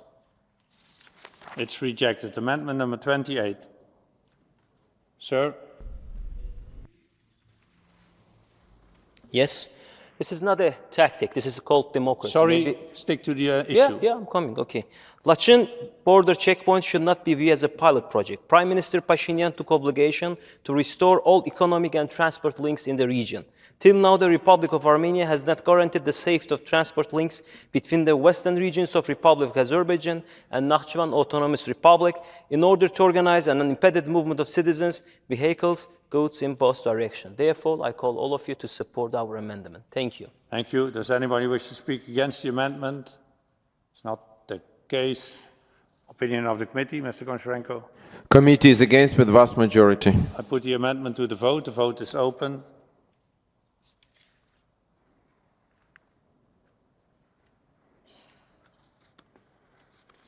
Vote is closed. Can we see the results? The amendment is rejected. We come to amendment number 29. If it is adopted, amendment 30 will fall. Who wants to speak? Madam Aparadai. Mr. President, we would like the Armenian population of Nagorno-Karabakh, we would like to replace it with the following words, Armenians living in Azerbaijan, because as my colleague has already mentioned, there is no such place as Nagorno-Karabakh, and it is against our constitution to call it Nagorno-Karabakh. The region is called Karabakh. Thank you very much. Does anybody wish to speak against the amendment? Mr. Sienach. At the end, for a really peace and for a peaceful future, we need a status like an autonomous region inside Azerbaijan. But to say only Armenians in Azerbaijan, sorry, this is too less. Thank you very much. Mr. Goncharenko, opinion of Committee is against this amendment with vast majority. I put the amendment to the vote. The vote is open.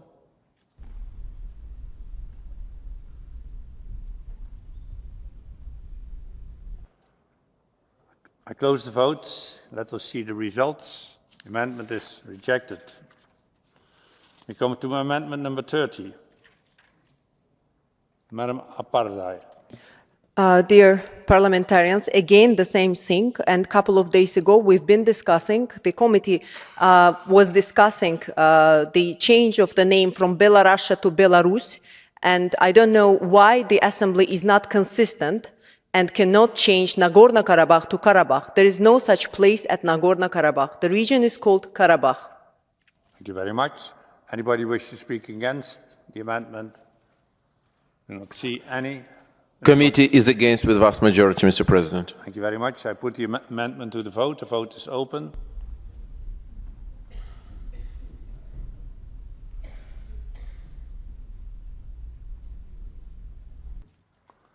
Vote is closed. Can we see the results? The amendment is rejected. We come to amendment number 31. Who's going to support Madam Alparadai? In amendment number 31, delete the words between Baku and Khankanti-Stepanakert and neutral international involvement in any peace implementation mechanisms. First of all, we don't really understand why we are using word Stepanakert. The region is called Khankandi. And secondly, neutral international involvement is not clear in the text. The peace deal that is currently under discussion between Armenia and Azerbaijan is going on with mediation, and also reintegration agenda being pursued by the government of Azerbaijan with local ethnic Armenians. So this is the proposal that we have. Thank you very much. Does anybody wish to speak against the amendment? Do not see any. Opinion of the committee? Committee is against with vast majority, Mr. President. Thank you very much. I put the amendment to the vote. The vote is open.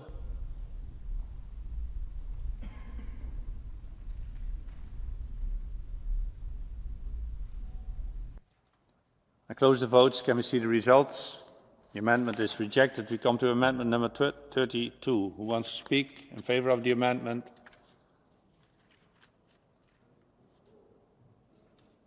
Madam Aparadai. Mr. President, Amendment 32, delete the words between Baku and Khankanti-Stepanakert, because the dialogue is to be conducted between the central authorities in Baku and local ethnic Armenians living in Karabakh region of Azerbaijan. In the current sentence, the wording Khankanti-Stepanakert is not acceptable, since it may insinuate representing some kind of identity which is not and can't be the case. Thank you very much. Does anybody wish to speak against the amendment? I do not see any. Mr. Goncharenko, opinion of the committee? Committee is against with vast majority. I put the amendment to the vote. The vote is open.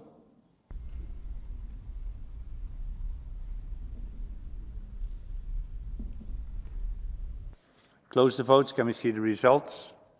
The amendment is rejected. We come to amendment number 33. Who's going to speak in favor of it? Mr. Gaderi. Dear friends, believe me, I also would like to leave this room as soon as possible, but stick to the game is not. So, Amendment 33, the context of it is the designation of a special representative to conduct a dialogue with Armenian community in Karabakh. And in fact, they already had one negotiations, but since then they never met. So we suggest after paragraph 8, which remains as it is, to insert the following paragraph. The Assembly welcomes the designation by Azerbaijan of a special representative to pursue a dialogue with Armenians living on its territory, and it encourages the further pursuit of this dialogue with a view to ensuring their rights. Thank you very much. Does anybody wish to speak against the amendment? Do not see any. Mr. Goncharenko. Committee is against with vast majority. I put the amendment to the vote. The vote is open.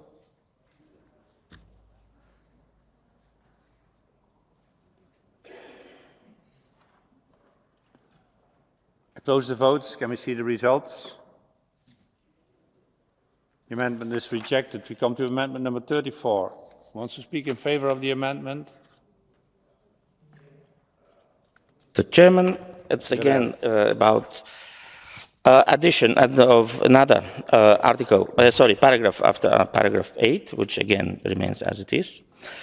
And it reads as follows. The Assembly knows that Azerbaijan has established a border checkpoint on the interstate border with Armenia in full compliance with international practice and provides all necessary conditions for the movement of all local Armenian residents in both directions. In this context, it deplores attempts by the Armenian side seeking to prevent local Armenians from using this checkpoint freely, which ultimately affects their situation. I would like to remind you that establishment of a checkpoint on internationally recognized border is sovereign right of any state. Thank you. Thank you very much. Anybody wish to speak against the amendment?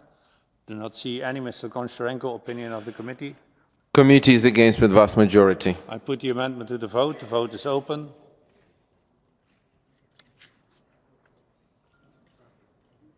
Close the vote.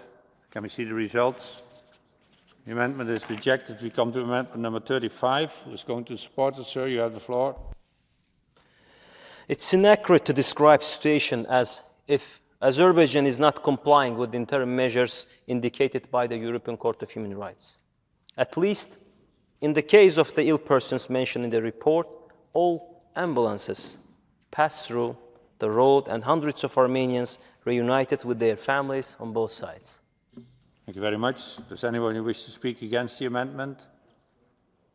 Do not see any. Mr. Goncharenko, the committee's opinion?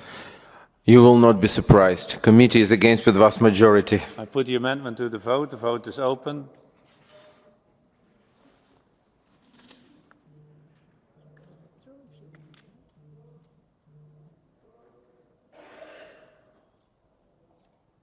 The vote is closed. Can we see the results? The amendment is rejected. We come to amendment number 36. Sir. We resolutely reject the absurd allegations. The statement is factually wrong. We remind Armenia once again that despite the creation of appropriate conditions for the transparent and safe passage of the local Armenian residents of Karabakh region of Azerbaijan in both directions at the Lachin border checkpoint, and the fact that hundreds of Armenian residents of Karabakh region of Azerbaijan have passed through the checkpoint since its establishment, it's a provocation of Armenian armed forces that obstructed the safe passage from the Lachin checkpoint. Thank you very much. Does anyone wish to speak against the amendment?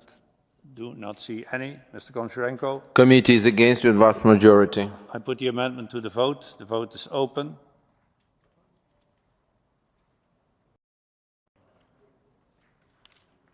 I close the vote. Can we see the results?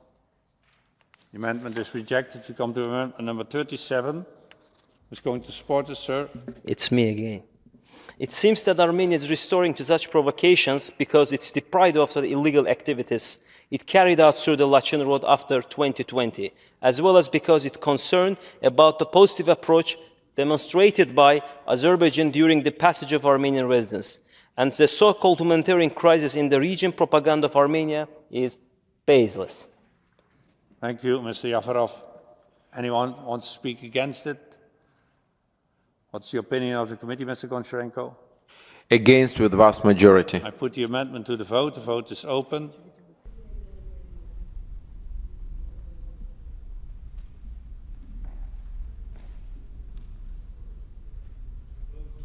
I close the votes. Can we see the results? The amendment is rejected. We come to amendment number 1.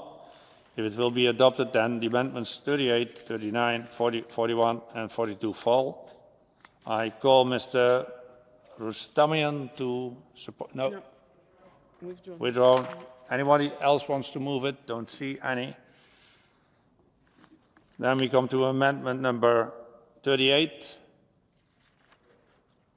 Who's going to support it? I support. Mr. Hussainov.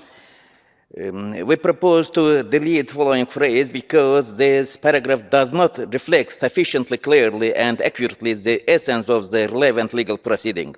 The application of Azerbaijan submitted to the ICJ requesting the indication of interim measures concerning another interstate case on substantively different matter, thus cannot be construed as a mirror application. Thank you. Thank you. Anybody wishes to speak against the amendment? Do not see any. Mr. Goncharenko, the committee's opinion?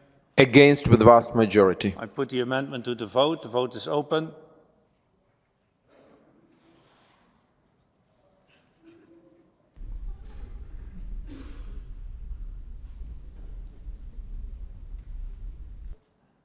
Vote is closed. Can we see the results? The amendment is rejected. We come to amendment number 39. Who's going to support 39? Mr. Hussainov. Microphone. We propose to replace this following phrase because most recently Azerbaijan designated special representative to the dialogue with local ethnic Armenians who has already conducted first round of talks on 1st March 2023. Instead of acknowledging these and other efforts and encouraging further steps, the report passes over them in silence and replicate one-sided accusations stemming from the false and unsubstantiated narrative of Armenia, which serves to denigrate Azerbaijan's efforts to this end. Thank you very much. Anybody wish to speak against the amendment? Do not see any. Mr. Goncharenko, committee's opinion? Against with vast majority, Mr. President. Put the amendment to the vote. The vote is open.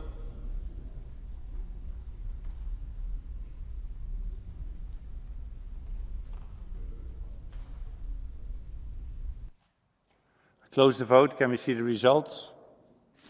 The amendment is rejected. We come to amendment number 40. Who's going to support amendment number 40? Mr. Hussainov. Thank you, Mr. President. Mr. President, we propose to replace the phrase allegation with profound concerns, because denying the illegal presence of military personnel of Armenia and Azerbaijan, abuse of Lachin Road over the last 2 years is vivid example of hypocrisy, and Azerbaijan provided a number of well-documented reports, including videos proving that. Therefore, they cannot be allegations. We propose to change allegations with profound concern to reflect the situation accordingly. Thank you very much. Anybody wish to speak against the amendment? Do not see any. Mr. Goncharenko? Committee is against with vast majority. I put the amendment to the vote. The vote is open.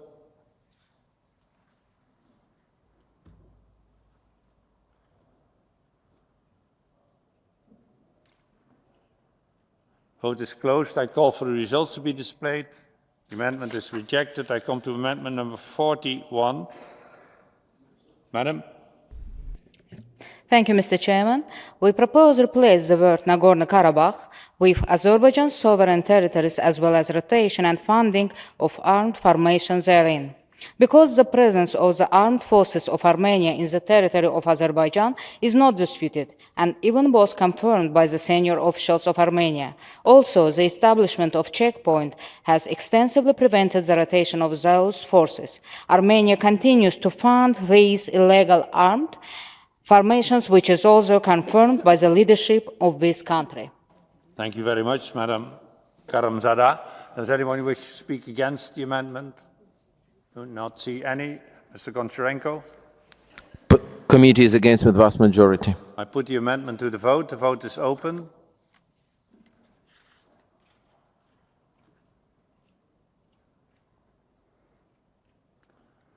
I close the votes. Can we see the results? The amendment is rejected. We come to amendment number 42. Madam Karamzada? Yes. In this amendment, we propose to replace the words Nagorno-Karabakh with Karabakh, because the place should respect Azerbaijan constitution and official toponyms. Thank you, Madam. Does anybody wish to speak against the amendment? Do not see any. Mr. Goncharenko? Committee is against with vast majority. I put the amendment to the vote. The vote is open.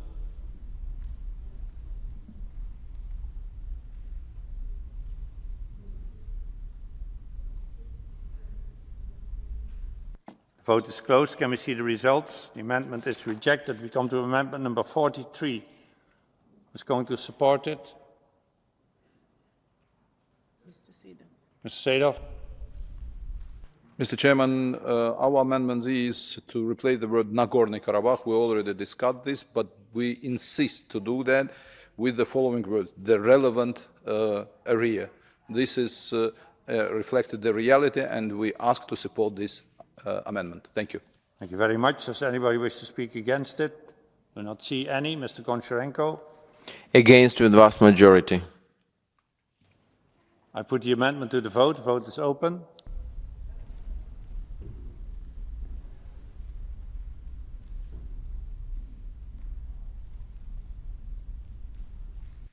Vote is closed. Can we see the results? The amendment is rejected. We come to amendment number 44. Who's going to support it, Mr. Sadov? This is actually the same, but we insist to take into account the realities. There is a Karabakh region of Azerbaijan. You should take into account this reality, because otherwise that would be very difficult to reach the peace, and that's why we're in favor of this amendment. Thank you very much. Thank you very much. Does anybody wish to speak against it? Do not see any. Opinion of the committee, Mr. Goncharenko? Against with vast majority. Put the amendment to the vote. The vote is open.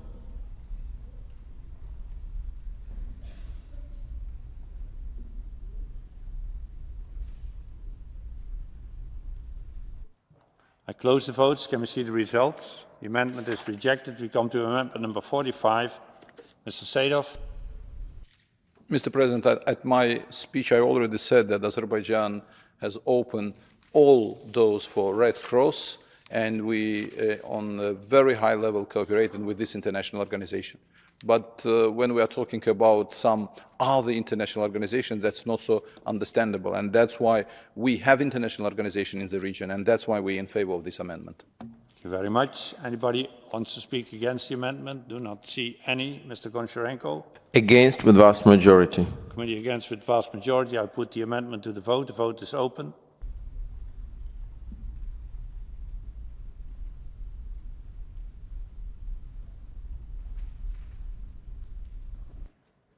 Vote is closed. Can we see the results? The amendment is rejected. We come to amendment number 46. Mr. Seedorf.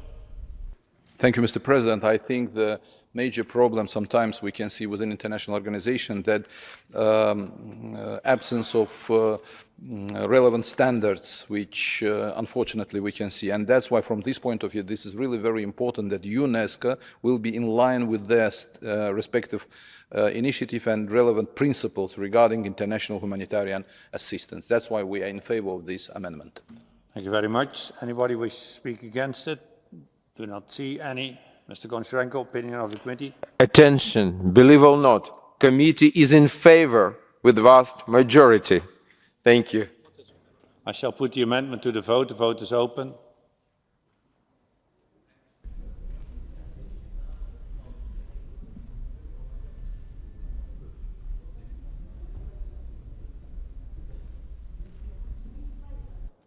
Vote is closed. Can we see the results? The amendment is adopted. We come to amendment number 47. Who is going to support amendment 47? Madam Aparadai. In Amendment 47, in draft resolution, first sentence replaced the words of Nagorno-Karabakh with the following words: living in the territories of Azerbaijan where the Russian peacekeepers are temporarily deployed, because this is factually correct. Thank you very much. Does anybody wish to speak against it? Not the case. Mr. Goncharenko? No more surprises, dear colleagues. Committee is against with vast majority. I put the amendment to the vote. The vote is open.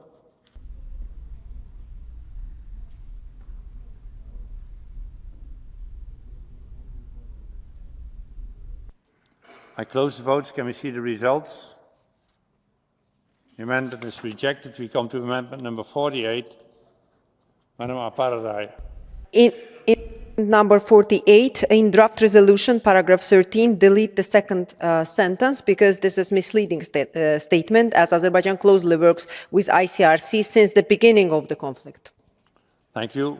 Anybody wish to speak against the amendment? Do not see any. Opinion of the committee?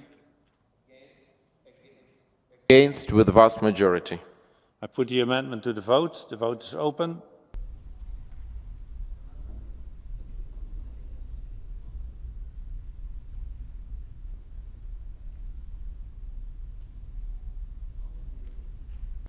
Vote is closed. Can we see the results? The amendment is rejected. We come to amendment number 49. Who's going to support it? Madam Aparadai. In the amendment number 49, we propose the following paragraph. In the full recognition of Armenia's and Azerbaijan's territorial integrity, the Assembly underlines the need to achieve normalization of their relations, and to this end, it strongly supports the negotiations on a peace agreement between the two countries to ensure lasting peaceful coexistence, reconciliation, and cooperation in the region. It also strongly encourages both countries to invest all efforts towards the opening of all transport communications in the region, including the route between Azerbaijan and its Nakhchivan region. In the meantime, it urges Azerbaijan to take necessary measures at its disposal. Anyone wants to speak against the amendment?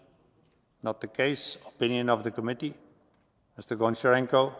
Committee is against with vast majority. I put the amendment to the vote. The vote is open.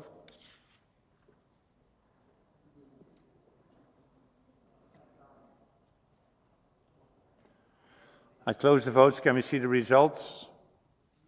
The amendment is rejected. We come to amendment number 50. Who is going to speak? Amendment number 50, Madam Paradise, 30 seconds. Well, in amendment number 50, we propose to use the word on its territory. Actually, it was changed. That is, in the initial version of the report, that was the phrase, but I don't know why rapporteur has changed it overnight. So we propose to return it to the previous one. Thank you very much. Anybody wish to speak against it? Don't see any. Opinion of the committee, Mr. Goncharenko? Against with vast majority. I put the amendment to the vote. The vote is open.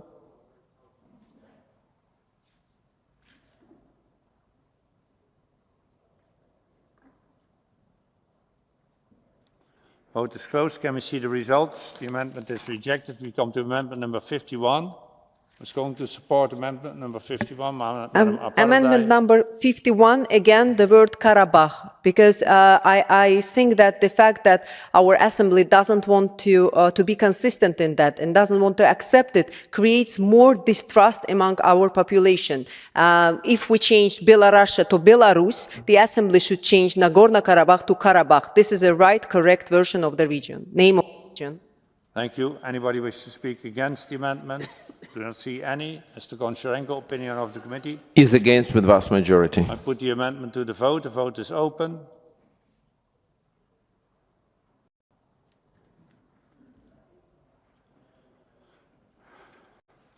I close the votes. Can we see the results? The amendment is rejected. We come to amendment number 52. Yes, it's me. Hate speech is by no means unique to any single society. And instead of being a one-sided report, the proposed amendments aim at making the paragraph more balanced and comprehensive by recalling commitments of both Azerbaijan and Armenia. And I kindly ask you, to all of my colleagues, to support the amendment. Thank you. Thank you. Anybody wish to speak against it? Do not see any. The opinion of the committee, Mr. Goncharenko? Against with vast majority. I put the amendment to the vote. The vote is open.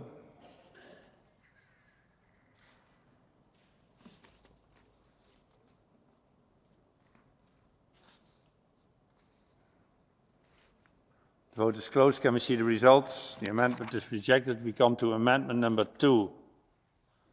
I call Madam Sonia Gazarian to support amendment number 2. Withdraw. Anybody else wishes to move in? Not the case. Withdrawn. Amendment number 53. Mr. Yafarov. Thank you, Mr. President. In draft resolution, we would like to replace paragraph 16 with the following paragraph. The Assembly believes that in the context of dialogue between Azerbaijan authorities and ethnic Armenian residents, which should in any case cannot be detrimental to the Armenians living in Azerbaijan, and innovative solutions could be found to protect the rights of Armenians in Karabakh within the toolbox provided by the Council of Europe, which includes standards, instruments, and programs. The Assembly therefore emphasizes the importance of taking full advantage of existing standards, instruments, programs related to the enjoyment of minor rights, language, and education, Thank you and very local much. self-government options. 30 seconds. Anybody wish to speak against it? Mr. Goncharenko, opinion of the committee? Is against with vast majority. I put the amendment to the vote. The vote is open.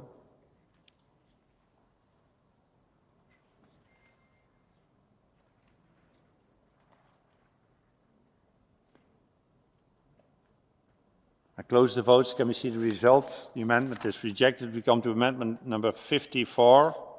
Who wants to support it? Mr. Yafarov. Thank you very much, Mr. President. And I would like to tell my colleagues that Nagorno-Karabakh, the word Nagorno, is neither Azerbaijani nor Armenian word. It's a Russian word. And even the EU Council President Charles Michel, and when we have trilateral meeting, and following the trilateral meetings in the communiques, they never used, Charles Michel never used this word. And I don't know why our rapporteur is insistent about this terminology. Thank you very much. Anybody wish to speak against it? Do not see any. Mr. Goncharenko? Against with vast majority. Committee is against with vast majority. Put the amendment to the vote. The vote is open.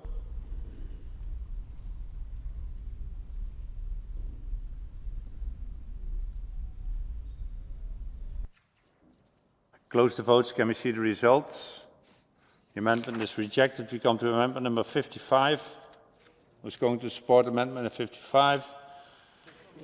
Mr. Gaderli. Thank you, Mr. Chairman.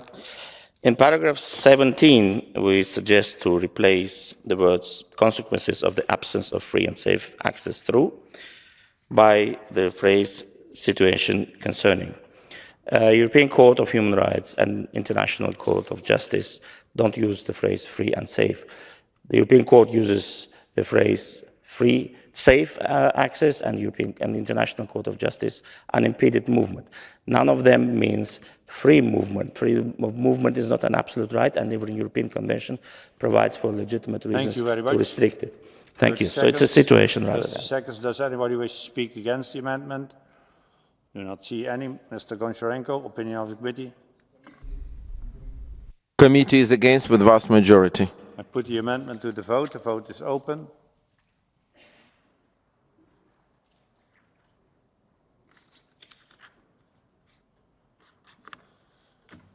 I close the vote. Can we see the result? The amendment is rejected. We now will proceed to vote on the draft resolution contained in document 15796 as amended. A simple majority is required. The vote is open.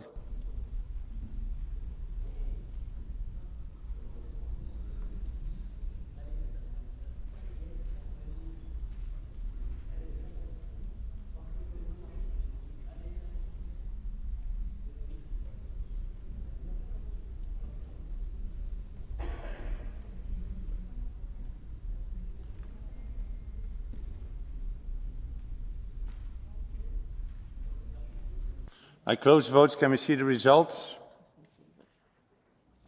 The resolution is adopted. We now will consider the draft recommendation contained in document 15796, to which 7 amendments have been tabled.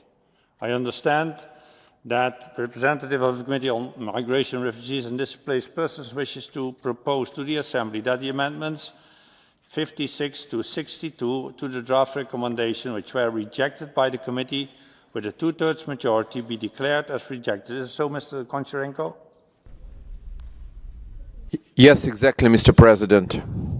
Thank you very much. Is there any objection to this proposal? Not the case.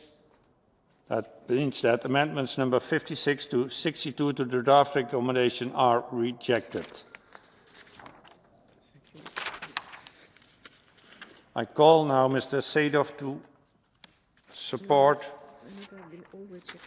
They're all rejected. We go directly to the recommendation, adoption of the recommendation. Sometimes things take time, sometimes things go fast. That means we now are going to vote on the draft recommendation, and I tell you that the 2/3 majority required counting only affirmative and negative votes. Vote is open on the recommendation.